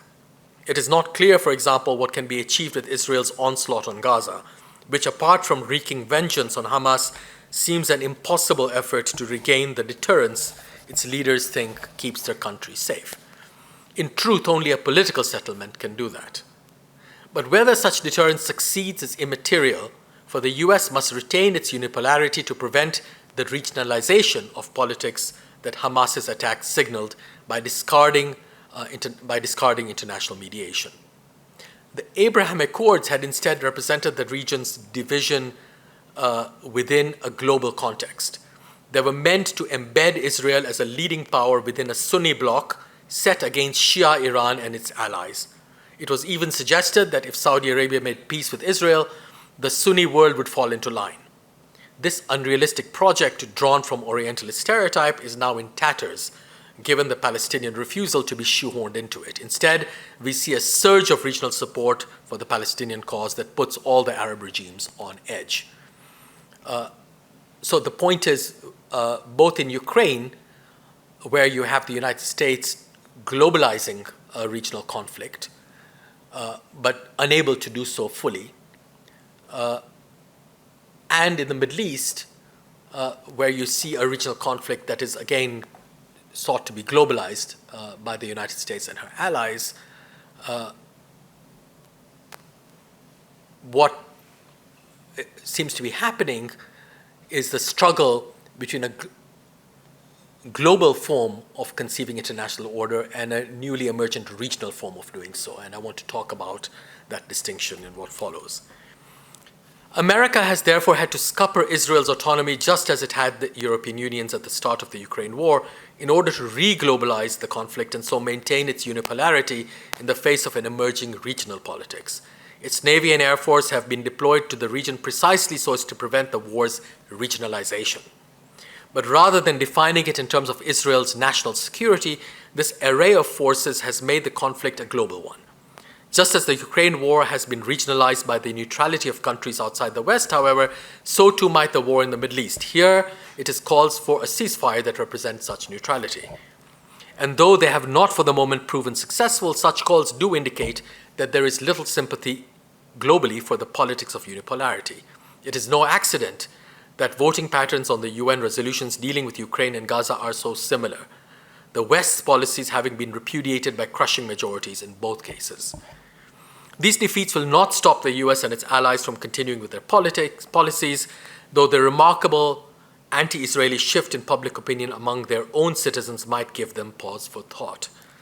Yet they had not been deterred by the even larger demonstrations of anti-war feeling in the run-up to the invasion of Iraq in 2003.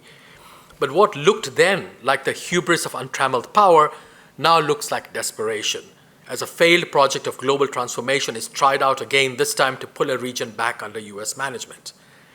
The failure of the political imagination here is complete, with the reliance on force or the threat of its use indicating the collapse not only of the remnants of the Cold War's international order, but with it that of Western authority as much as hegemony in the Middle East and beyond. For no new political order guaranteeing peace and stability can be established by fear alone, however many local interests are served by it. But the failure of the political imagination is not confined to the US. The political categories deployed by those identified with the Israeli as much as Palestinian cause also belong to dead histories. On the Israeli side, for example, we have invocations of anti-Semitism, a term from 19th century Europe, as well as terrorism and genocide from the period following the Second World War. While the desire to eliminate Israel as a state is linked to the Holocaust as another kind of eliminationist fantasy. These may be accurate categories to describe some of the ideas and aims of Palestinian movements like Hamas, but they are also too broad and deployed too transhistorically to have much analytical purchase in understanding the specificity of events like those of October the 7th. And when used in essentialist ways, such terms give rise to conspiratorial narratives, very much like anti-Semitism itself, in which history is seen as being defined by unchanging motives and ends that foreclose any political settlement. The same is true of Palestinian invocations of settler colonialism, a project dating to the Americas in early modern times, apartheid from post-war South Africa, and now genocide as well. Post-war South Africa, I mean post-Cold War South Africa. There is also a focus on punishing Israel by way of boycott, sanctions, and divestment, also linked to the dismantling of apartheid with the end of the Cold War. So the argument is made, just as divestment moves for divesting from South Africa and sanctioning South Africa apparently worked in the getting rid of the ending of apartheid, so will such moves work in the liberation of Palestine. But sanctions emerged from colonial blockades to enter international law after the First World War as punitive measures short of armed conflict that target civilians. Their subsequent history has been more destructive than successful and cannot account for the end of apartheid, with the West only willing to abandon white South Africa once it was no longer needed as an ally after the Cold War. For its part, Israel's Jewish population includes immigrants, refugees, and exiles as much as settlers. And settler colonies give rise to nationalism, of which Zionism, like the Palestinian movement, are examples.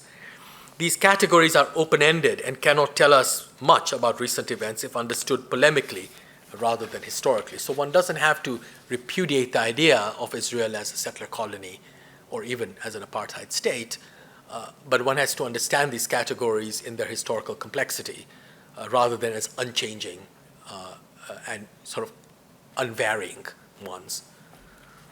The narratives deployed by both sides also have far too much in common, with Palestinian nationalism often following the precedent of Zionism.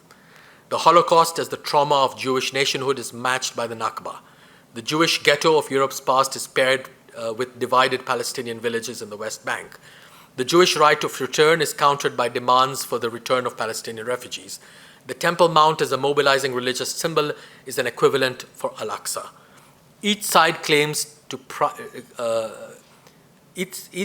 lays claim to prior occupation of the land, with invocations of indigeneity making for dissonance in a global context where such ideas now characterize far-right and anti-immigrant parties. In many former settler colonies, of course, indigenous peoples constitute the remnants of pre-colonial populations to whom symbolic restitution is due, but which are too insignificant to possess political power. Though they are very differently situated, neither Palestinians nor Israelis fit into such models of indigeneity. We might more usefully consider what Ananya has spoken about, creolization, but no one ever does in this situation. If the terms and categories of political discourse on either side of the conflict are too generic to be analytically useful, they are also too intimate to make for a truly alternative political imagination, as I've suggested by running one off against the other.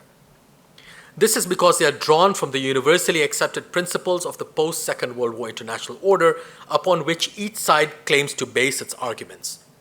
No one will disagree that anti-Semitism, terrorism, genocide, colonialism, or apartheid are bad things. They must therefore be disavowed and attributed to one's enemy in mutual accusations of hypocrisy. The Palestinian focus on boycotts, divestment, and sanctions, for example, emerged in the post-Cold War period of the peace process and thus is also formulated in the language of international law. Not only does it differ from the revolutionary internationalism of the PLO during the Cold War, it also makes its appeal largely in and to the West. Its success in building solidarity there also illustrates its limits in the world outside. It took the attacks by Hamas to demolish the post-Cold War Palestinian movement, dominated by international law and a moribund peace process. Whether Hamas will survive the transformation it made possible remains to be seen, though it seems Israel's defense doctrine will not. A hugely expensive policy built on military and technological superiority came undone in a few hours. Its walls and bases unable to prevent the planning and execution of a major attack from a small territory subjected to intensive surveillance. Israel's dramatic response to this attack may even result from its loss of options in managing Gaza, which it can neither govern nor clear of population. Hamas had proven a reliable, if occasionally troublesome, interlocutor in the past, but now it supposedly cannot be allowed to run Gaza. This heralds the Strip's looming internationalization in a departure from Israeli policy, with the Palestinian Authority's delegitimization ensuring Hamas's return to it, even if under another name. The bombardment of Gaza seeks to buy time. In addition to recovering their deterrence, the Israelis may also want to degrade Hamas and render Gaza uninhabitable so as to delay the establishment of a Palestinian state there and in the West Bank, which is the official US policy. But their efforts to do so are daily squandering what goodwill Israel enjoys among its allies and while whittling away at US hegemony everywhere. But enabling Israel also allows the US to draw a red line preventing the regionalization of politics and thus its own irrelevance to them. This requires maintaining undemocratic regimes with pliant leaders across the region, of which Israel itself is now one increasingly dominated by religious extremists. At the end of its unwinnable war in Gaza, the Americans might force the creation of a Palestinian state under international auspices in the hope it will become another Bosnia or Kosovo. But these Balkan territories are surrounded by hostile states, while the Palestinians will have regional support. No return to the past is possible, and Israel will either join the region or be an American protectorate within it. So taken together, Ukraine and Gaza allow us to see, I hope, the trajectory of post-Cold War history more clearly. It now appears that America's undisputed unipolar moment only lasted a decade, between 1989 and 2001, so between the end of the Cold War and the beginning of the War on Terror, when it was interrupted by the emergence of Al-Qaeda as a non-statist threat in a context where the US faced no serious rivals of a stately kind. Al-Qaeda's globalized militancy was meant to disrupt the social cohesion of countries rather than posing any kind of military challenge to them, which it could not. Its aim was to expose the hypocrisy and weakness of the West's liberal societies and destroy them from within. Responding to 9/11 as an opportunity to reinforce its unipolarity and remake the international order, the US ended up fulfilling, in many ways, Al-Qaeda's aims by demolishing the Cold War international order it had done so much to put in place. While the end of the War on Terror promised a return to some version of this UN system, events in Eastern Europe and the Middle East belie it by turning to unilateralism, brute force, and the crushing of dissent around the world. Already with the emergence of ISIS from American prisons in Iraq, it became clear that the War on Terror had led to a shift from global to regional forms of militancy by territorializing the conflict. Though it continued to draw from a global population of recruits, ISIS was unlike Al-Qaeda in its desire to capture and hold territory. It also turned its wrath from the West to internal enemies among Muslims themselves, most prominently the Shia and their would-be representative in the Islamic Republic of Iran. ISIS prefigured the regionalization of the post-9/11 international order, even as its diminution by the coordinated action of Kurdish, Iranian, and Iraqi militias with the US allowed the latter to imagine returning to a new global politics in which it prepared to contain the rise of China. Instead, it was faced with Russia's invasion of Ukraine, another effort to regionalize politics that the Americans unsuccessfully tried to turn into a global conflict. And now there is Gaza. While the Americans imagine a global politics in which their unipolarity must triumph over any attempt to create a bipolar or multipolar international order, historical developments appear to be moving in a rather different direction. Neither China nor Russia is in a position to take on the Cold War role of a superpower and so threaten American unipolarity. Instead, it is a regional politics that has come to the fore internationally, one in which middle powers like Turkey and Iran in the Middle East, Brazil and South America, or South Africa on that continent are starting to play leading roles. The destruction of the UN system by the West has made such a regionalization a paying proposition, as has the failure of the rules-based international order to guarantee an equitable distribution of global goods, even in times of crisis, with the West's hoarding and monetization of vaccines during the pandemic serving as a good example of this. Deglobalization, if this is what it is not about states taking hold of the economy through their protectionist measures. This was an idea emblematized by terms like reshoring, which emerged during the pandemic in opposition to offshoring and the threats posed by its just-in-time supply chains in moments of global crisis. While legislative acts like President Biden's Green New Deal may succeed in making the US a hub for new technologies and innovation, they cannot push back the economic development of rivals like China or demolish the economy of enemies like Russia, even by the massive use of sanctions. The economy and its technologies remain global and have freed themselves from politics to the degree that we might be seeing the coming apart of political economy as a founding concept of modern capitalism. It is this separation of state from economy that makes deglobalization possible in the political arena, not least because global economic growth is no longer confined to or controlled by the West. Not all international politics, of course, can be regionalized. The West, for example, has been shaped by the US into the rump of a global formation through the wars in Ukraine and Gaza. Other parts of the world contain powers too big to be absorbed within regional politics, but not powerful enough to count as superpowers. This prevents the regionalization of politics there. China, for instance, is fully integrated into her neighborhood economically, including with Taiwan, her great enemy, but enjoys no political hegemony over it despite the military threat she poses certain countries there. Her only allies are North Korea and occasionally Pakistan. You know, when I happened to be director of the Asian Studies Center at Oxford, and we had a few years ago Evan Medeiros, who was in charge of the China desk at the US State Department, coming to speak.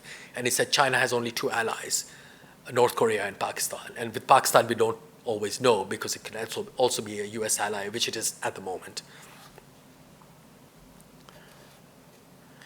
India enjoys neither economic nor political hegemony in South Asia and must therefore assume a global role only in its alliance possible or potential with the US.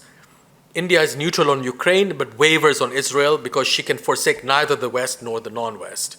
She makes common cause with the former not so much through democracy as in the past, the world's largest democracy, you will know that phrase, but rather through narratives around counterterrorism or anti-Islamist or anti-Muslim feeling, while identifying with Israel as a strong state in a hostile neighborhood. Torn between her global and regional ambitions, India's ambiguous international status reveals a great deal about the position of all the West's alleged rivals. Even when she had sought a leadership role in an Asian or Afro-Asian political project, dating from colonial times, India had also wanted to be included within a Western geopolitical order. I mean, you may recall that even at the height of the non-aligned movement, Nehru would frequently sacrifice going to non-aligned meetings and go to the Commonwealth conferences instead. He saw that as being more important. But this meant abandoning her own neighborhood to make common cause with the West. In earlier times, this was done in the language of a shared Aryan or Indo-European origin and culture that brought together not just India and the West, but India and Iran and Afghanistan in a relationship with the West that excluded the rest of Asia and the Arab world in particular. The regional dimension of this political imagination is still evident in the commonplace references to Iran as a civilizational peer of India's from pre-Islamic times. It's very interesting that to this day, the Ministry of External Affairs here often refers to Iran as a civilizational peer of India's. A related, if also more recent way of globalizing India also requires abandoning her immediate neighborhood, this time identified as a security risk, to make common cause with the West in matters of anti-terrorism. It is as if India can only assume global status through the threats of global Islam or terrorism, not by adopting its universality so much as identifying with its supposed enemies. That is to say, global terrorism or militant Islam. That is, it can only become globalized in this vision of things through militant Islam or counterterrorism. After the war on terror, however, this is a policy with diminishing returns. China's ostensibly global identity, communism, it has a global identity, it's called communism, has been reduced to its domestic politics. It doesn't make use of communism as part of its global politics, which is actually quite fascinating when you think about it. While its regional identity of so-called Asian values is what China prefers and shares with its pro-Western neighbor, Singapore. So in terms of civilizational identities, and apparently anti-Western China and pro-Western Singapore share the same one. But it is a remarkably weak civilizational project defined largely against the West and so negative in character. The same is true of Russia, whose civilizational and so regional vision of itself is based on Orthodox Christianity and social conservatism. The latter again defined negatively against Euro-American liberalism. India therefore might identify herself as a civilizational state by way of Hindu nationalism, but is unable to fashion a regional identity of it. While Russia and China do possess such regional identities, though they are both old-fashioned in their derivation from 19th century models, as well as being negative and threadbare in substance. So these are big powers, but they are not necessarily regional ones. Might we therefore be entering a period in which two incompatible political models of the international order overlap? One is a global order made up of great power competition in which the US seeks to maintain its unipolarity against any future rivals. This is an old-fashioned vision modeled on the Cold War. It's completely a Cold War understanding of politics. The other is a regional one in which middle powers are active and great ones find themselves with a reduced political role insofar as they are too big to actively take on their rivals without putting the international order at risk. This may lead to a politics of détente between them eventually. How the US responds to these emerging arenas of international politics will define their future. At the moment, it maintains its unipolarity against non-existent threats while being unable to prevent the regionalization of politics internationally. And yet it may be regional rather than superpower politics that eventually reduces America's scope for action globally, even without affecting its military or economic predominance. We see this happening already, with non-Western allies and clients refusing to go along with the US on Ukraine and Gaza. Even Qatar, which depends completely on the US, it has the US Navy stationed there, has said no to the US in terms of cutting links or sanctioning Russia. And so has the UAE and Saudi Arabia. You can't imagine states more dependent on the US security umbrella, but they do not go along with it. But the loyalty of Western allies too cannot be taken for granted, as we are seeing in Eastern Europe with the winding down of the war in Ukraine. One need only think of France and Germany breaking ranks with the US during the invasion of Iraq for further examples. If such refusals have been made possible by the failure of the war on terror to put together a new international order, they were preceded by the equally remarkable refusals of former clients to accede to American demands. So there's a longer history of this refusal, which seems completely delusional in some respects. Manuel Noriega in Panama was perhaps the earliest example of this in the last century, followed by Saddam Hussein in Iraq and Muammar Gaddafi in Libya. They were all pragmatic leaders who survived by constant adaptation, and yet they all ended by opposing the US in violation of the former behavior. Had they no other choices, or did they deliberately choose self-destruction? More puzzling than the behavior of its clients in refusing to follow American directives has been that of the US itself in trying to resuscitate its post-Cold War unipolar moment. America was largely responsible for inventing the international order at the end of the First World War. Dominated by European empires and with the US itself not a member of the League of Nations, this order only lasted 20 years and was destroyed by its inner contradictions in the Second World War. The Americans then put together a more durable order with the United Nations. It lasted longer by bringing together the Cold War's rivals as well as former colonial and colonized countries in a joint enterprise where everyone felt they had something to gain. That order was destroyed by the end of the Cold War and especially in the War on Terror. But instead of putting together a third international order while she retains the power and credibility to do so, the US seems intent on destroying every vestige of one. What made the Cold War order a success, insofar as it retained legitimacy and lasted more than half a century, was that it was premised upon a balance of power. Unipolarity destroyed this order. Perhaps regionalization and its refusal of global politics will bring some balance back to international relations. Or we can imagine a new international order in which the US and its allies would come to some agreement with their enemies as they had with the USSR. Such an order would give emerging Asian, African, and South American powers decision-making roles in place of fading European ones. We can imagine a UN in which the Security Council is entrusted with interpreting rather than ignoring the General Assembly's decisions in the way a bicameral legislature works. It might also comprise a larger group representing the world's regions and so making for more legitimate decisions. Of course, this is a long-term desire of India's to be on the Security Council. But how to be on the Security Council is, of course, the question. Is it simply to join the existing order such as it is, or is it to transform it? And that, of course, is an open question. So this, of course, what I've just said about a new UN, is, of course, a fantasy which takes the UN as its basis.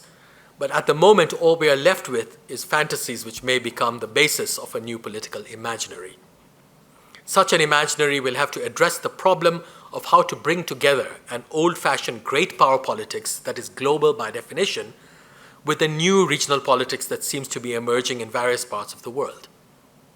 Interesting about the latter is that it appears capable of delinking from the former and ignoring it, as the US has been ignored by much of the world over Ukraine. This refusal to compete with the superpower and instead circumvent it represents an extraordinary political development which may not always be viable, but cannot be stopped either. It constitutes a balance of power quite different from any that we have ever seen before. Since the task of those who speak in the name of neutrality is not to diminish or, for that matter, imitate American power, but rather evade it. A dinosaur from some lost age, the US remains immense and ferocious, but belongs to another world. Thank you.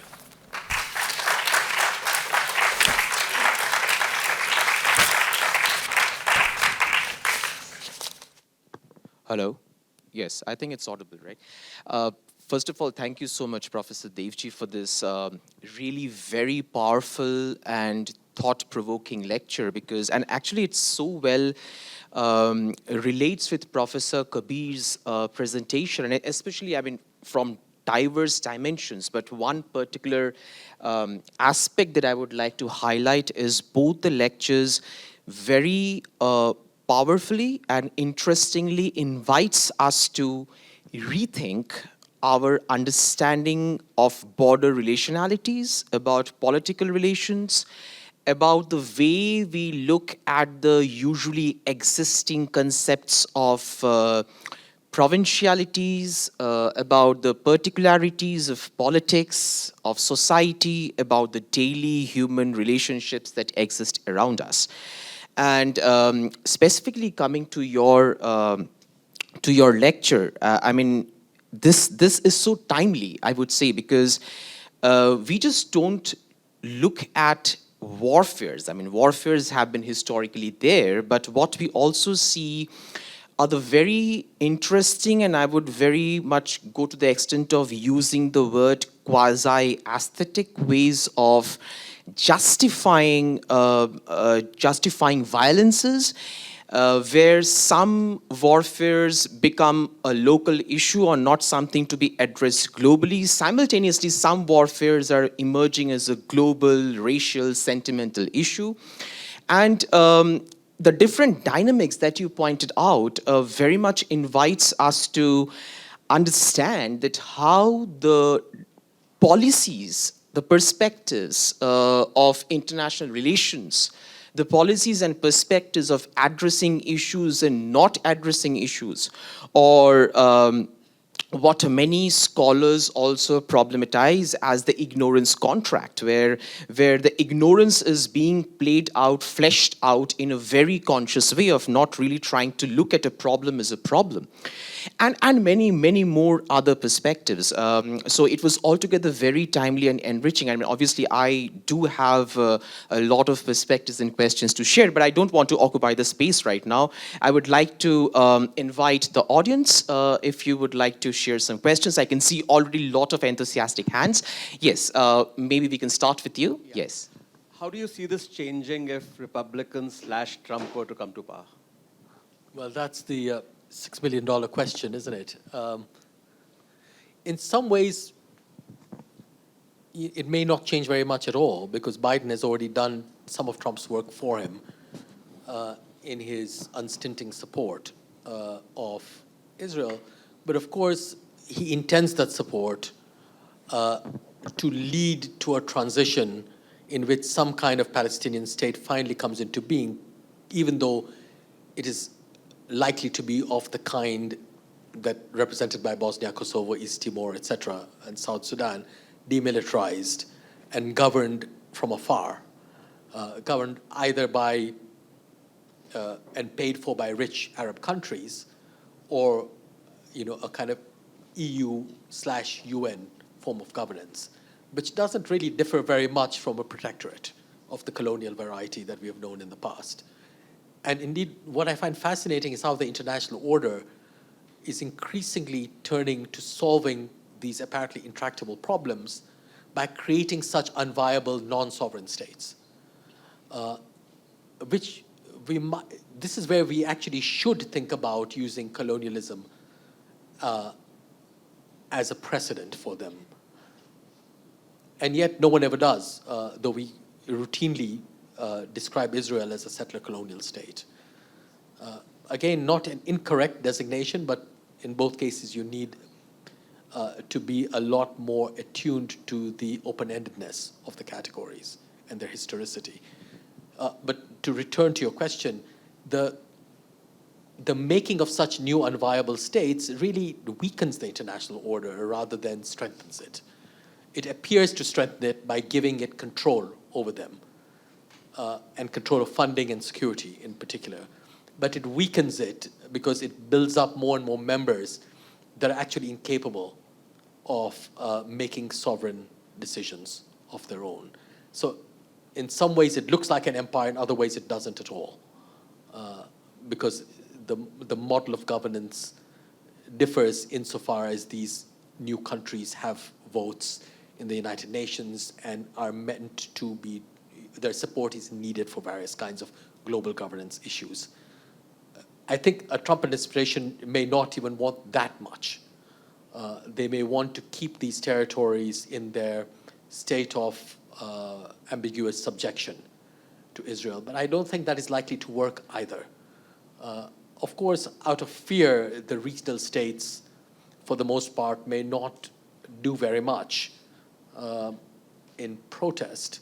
But my feeling is that others, which are a bit further off, or those that are not particularly pro-Western at the moment and have no relations with Israel, will simply expand their logic of political circumvention. So rather than headfront opposition, you have a series of circumventions occurring, whether it is by constructing alternative transportation links, whether it is by choosing to dump Western currencies for other kinds of currencies for trading purposes, sanctions busting, that is now a big game, and other forms of deferred or indirect competition. And you see this already with the Houthis in Yemen, striking or trying to strike Israeli targets, but also preventing shipping going through the Bab el-Mandeb, which has already become very costly for Israel. That its second biggest port is more or less shut down or has lost a huge amount of revenue, and that is attributed to Iran, but it's indirect, and there's nothing to be gained from bombing Yemen, which has been bombed now for a long time. So there's nothing, as it were, to destroy in that sense, unless it's a military installation. So rather long answer, but the upshot of which is, in some ways, the Biden administration is doing what the Trump administration would do in terms of its support for Israel. And in other ways, it would do things rather differently vis-a-vis both Gaza and the Palestinian Authority.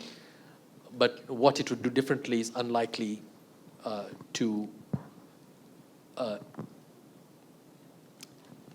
give the US the kind of global bargaining power that it desires. And I think will only increase the regionalization of politics. With Ukraine, I think, we're already seeing the end game. Zelensky, I think, has arrived in Washington recently complaining because, of course, Congress has not seen fit to approve additional funding for Ukraine. They're absorbed with the Israel war, but they're not any longer so absorbed with the Ukraine war.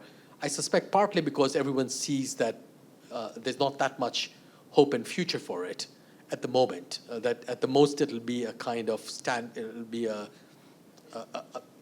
non-dynamic conflict. It'll remain, but there won't be much movement. And in that sense, Russia will have achieved what it wanted, which is to say the neutralization of Ukraine. That doesn't mean sanctions on Russia will be off, but it seems to have survived those sanctions and has not been expelled from every international organization. It's going to be leading BRICS next year. That's hardly what a pariah country does. So you may get rid of it from the Olympic Games, but the Olympic Games does not define global politics. And Russia, the USSR had in the past been eliminated from the Olympic Games. So there too, I think you're seeing a regionalization.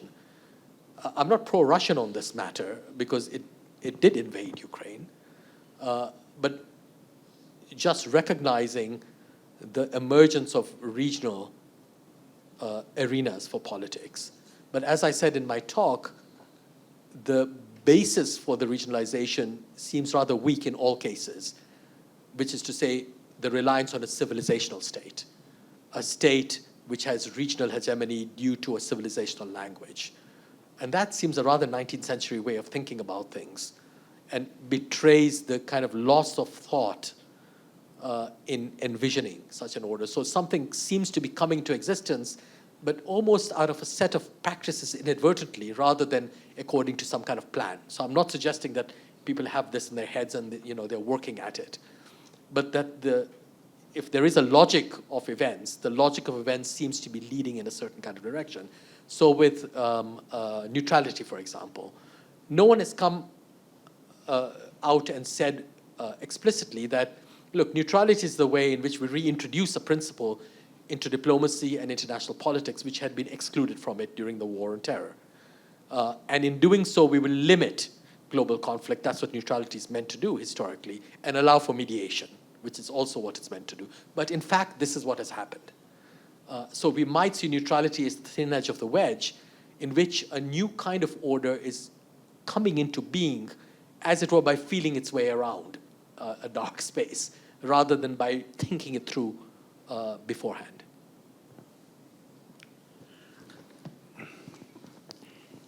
May I ask a question? Yes. I'm here. Oh. I'm to the other side. Okay. Yeah. Can I ask a question, or somebody else is asking a question? Maybe we can go ahead with you, and then we can come to. Okay. Okay. Thank you so much. You have discussed a lot of things about Ukraine and Gaza. The thing is, U.S. itself internally is in quite a severe turmoil, and there is a slow-moving civil war that's going on. And with all these wars, they are looking like bumbling into one after another, and the way they withdrew from Afghanistan and after 20 years. China appears to be playing the long game with Belt and Road and other initiative much more smarter. What do you think this will end up? I mean, how will the great game work out with China eventually, is China interested in being a global power, or is it a regional power? How will that work? Well, thank you. Well, first of all, I'm really pleased you mentioned the term civil war, because I think that is very apposite for our moment globally, not just in the US. In a way, of course, the kind of polarization you see in the US specifically, but in some other parts of the world, is due to and emerges from the end of the Cold War. That had created a kind of consensus because you had a superpower rivalry that tamped down on internal dissent. The end of the Cold War meant that you have far more internal dissent making itself available. I should not call it dissent. I should call it the word in which it's usually known by, which is polarization. I don't think that's necessarily a bad thing, because there was too much consensus during the Cold War. The parties agreed with each other far more than they do today. Though even today they tend to agree on essential matters and disagree often on inessential ones. But the Civil War scenario is an important one, because it strikes me that rather than these international conflicts, which I have been talking about, which are by no means unimportant, they're very destructive and have potential to be even more so. Civil war, whether you think of it in classical terms as people, engaging in armed conflict against one another, fellow citizens turning into enemies, or whether you think of it in terms of the inability to communicate and the inability to get along in other ways, without recourse to arms, if you will, an ideological civil war. In both cases, I think these are dangers which are, almost as important as the interstate conflicts that I have been talking about. And you can see historically periods in which civil wars emerge, not just in one country, but in several, or indeed globally. I mean, one such period which is relevant to South Asia's history is starting in 1971. 1971, of course, was the civil war, the Pakistani civil war, which resulted in the founding of Bangladesh. And I think it's a really crucial moment, because 1971, you have more or less, with a few countries set apart, the end of decolonization. So the process of decolonization was, after the Second World War, the largest process of the creation of new nation states, right? Through, starting, of course, with India herself, and through the 1960s. It ends in the middle to late 1970s, if you leave aside South Africa as a special case. What the Bangladesh war does, the Pakistani civil war, is, I think, signal the end of decolonization as the motor for creating new states, and the beginning of civil war as a new motor for creating new states out of decolonized states, right? So if you 47 to, let's say, 71, for argument's sake, is the period of post-colonialism, where the making of post-colonial states. From 71, you have the destruction of post-colonial states by civil war, or the attempted destruction, Biafra, for instance, right? Bangladesh, that's a successful instance, but there are others. It's not the only logic in town, but it's a very important one. And it's, if you will, 1971 signals the end of the post-colonial state in that particular sense. Today, I wonder if you're seeing another wave of civil wars, but of a different kind. They don't have to be armed conflicts.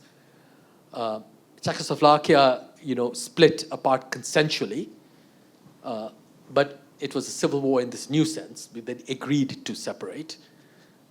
We have a similar situation brewing famously in the UK with Scotland, in Catalonia with Spain, and so even in the West, this is not by any means an issue of post-colonial countries and the non-West. In that light, the end of the Cold War might herald the beginning of a new wave of civil wars. The first being, of course, maybe Afghanistan and the Balkans, and then continuing onwards. And this logic means that however different some of these states are from each other, like the United States from Afghanistan or the ex-Yugoslavia, in a way you are seeing a similar set of political circumstances emerging, that we are actually seeing a global movement. So just to say that I much appreciate your mentioning civil war. Of course, one can't say how they're going to pan out in almost any of these cases, because Czechoslovakia is a very important instance of what appears to be a purely consensual coming apart, unlike Yugoslavia, right? And who knows, we may see the same with Scotland. But there's more than one independence movement in the UK. There's also a now negligible but once very important party called UKIP, the UK Independence Party, which claimed independence for the UK from, of course, the EU, of which the UK was not even, if you will, a full member. And what's interesting about this title and about these movements in general is that they lay claim to the language of post-colonialism. They claim for themselves exactly what their former colonies had claimed against them. And so there's a link, there's a relationship between that prior moment and the moment that follows. So I would like, I'm not directly addressing your question, but I'd like to situate it within this larger set of relations which I think are very significant.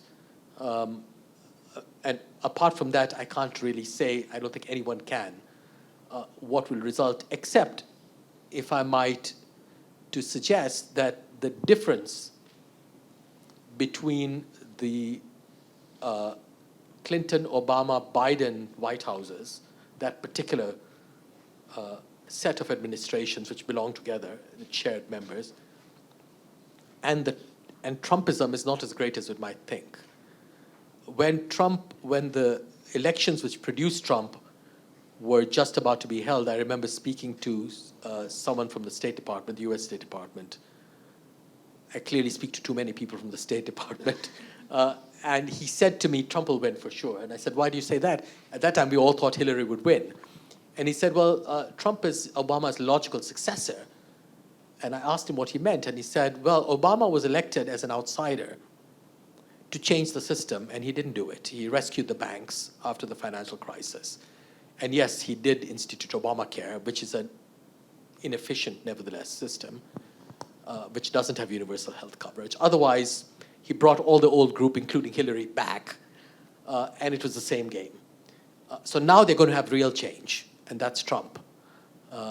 Trump is Obama's natural successor. I just wonder whether Trump will also be Biden's natural successor by that token.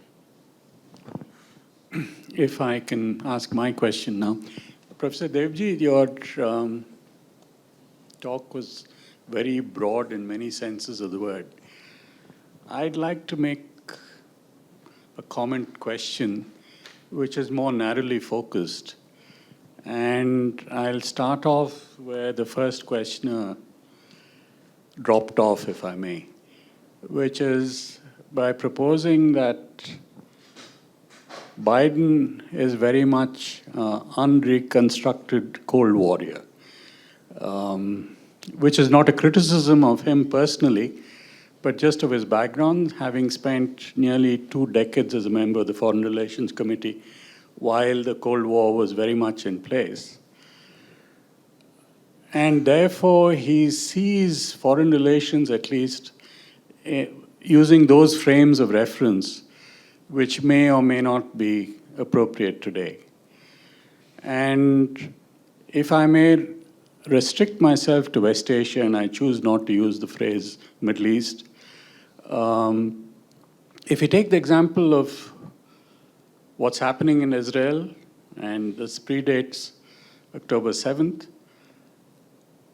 the construction of the settlements in the West Bank, and with nearly 750,000 settlers there, essentially has put paid to a two-state solution. There was a comment in the relatively liberal Israeli newspaper Haaretz, which said that which didn't say so in so many words. But going back to Ariel Sharon, this was a deliberate attempt to prevent a two-state solution. And Bibi is the most recent representative of that, deliberately propping up Hamas to prevent a two-state solution from taking place. Now, the proposition that I'd like to put to you, which perhaps is slightly different from what you said just before this, is that Trump is very much an instrumental character in his behavior and his policies. I know that instrumental is a loaded term, but it's shorthand for what he often does.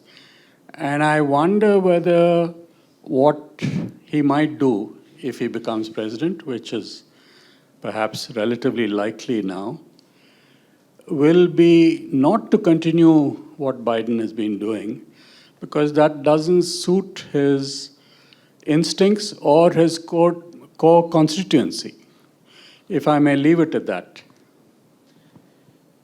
Thank you.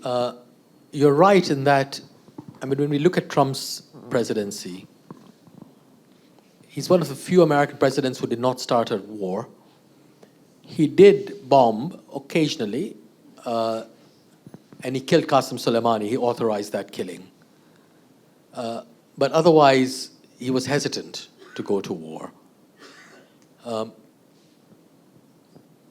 And that makes him look like a more forbearing person than his predecessors and successor, despite his rhetoric. But of course, he's quite unpredictable, which makes politics in some ways more interesting. But it also makes it difficult to understand what kind of constituency he represents. You referred to his constituency. I'm sorry? Core constituency is what I use. Yes. And whether they represent the American disenfranchised and the working classes as also a number of American elites, or whether there's a kind of racial element playing itself out, or it's not clear, except of course we know that in the election Trump lost, his vote share of minority populations increased, including Muslims. They voted for Trump more than they had before when he won. Now, why they would do that, along with Latinos famously, but blacks as well, especially if the interests are not served, might force us to think about why and how people vote in elections in the first place, and whether they actually always do vote for what we consider their interests, which is not to suggest they don't know what their interests are, but interests might not be the right category for thinking about voting, at least, especially in American elections, when special interests often trump them. So then you're voting for other reasons. But I agree with you that both vis-a-vis what you say about the two-state solution,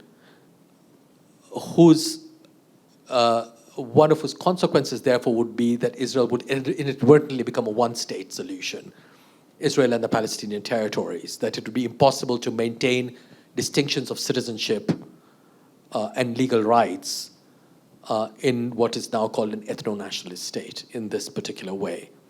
That Israel requires the legal separation of the West Bank from Israel and Gaza from Israel, despite the settlements in the West Bank, in order to treat Palestinians unequally. Because if they were to all be absorbed within a single state, then you would have to find another justification for treating Palestinians unequally. Now, you could do so by treating them as refugees, strangely, in their own, as it were, land, and depriving them of rights. This, of course, has been what countries have, like Pakistan, have historically done with, say, Afghan refugees. At the very time this war has been going on, of course, Pakistan has expelled over 1 million Afghan refugees, with almost no commentary in the international press, and making them pay for the process as well. And those refugees never really had rights anyway, of an equal kind in Pakistan. So, they couldn't vote, so there's no interest that was there that they represented in elections and all the rest. But that apart, you're right in suggesting that Trump would not want to, I don't know whether he would have a choice in following American policy as far as a notional two-state solution is concerned,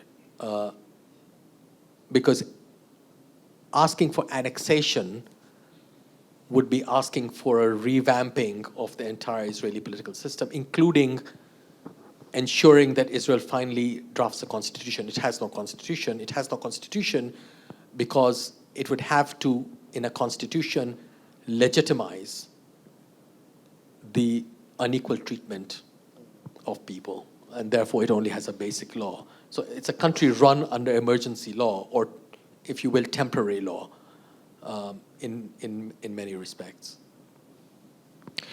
Okay, thank you so much. I think, I'm sure we have a lot of questions and perspectives, but very unfortunately, we are running out of time.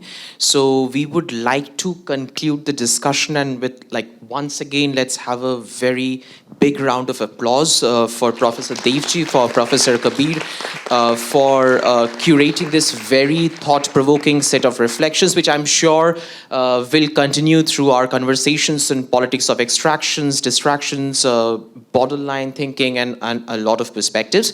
So without further delay, may I request Dr. Sandeep Debnath, who is an assistant professor in the Alliance School of Liberal Arts, to propose the vote of thanks. Thank you so much once again. Thank you all for being here. And I teach in the Department of Language and Literature, Alliance University. It's a privilege for me to be offering the vote of thanks here for such an august gathering today. Thank you, ladies and gentlemen, for joining us. On behalf of the School of Liberal Arts, Alliance University, I would like to heartily thank Professor Ananya Kabir and Professor Faisal Devji for their thoroughly stimulating talks. I hope you have a great evening. Thank you all.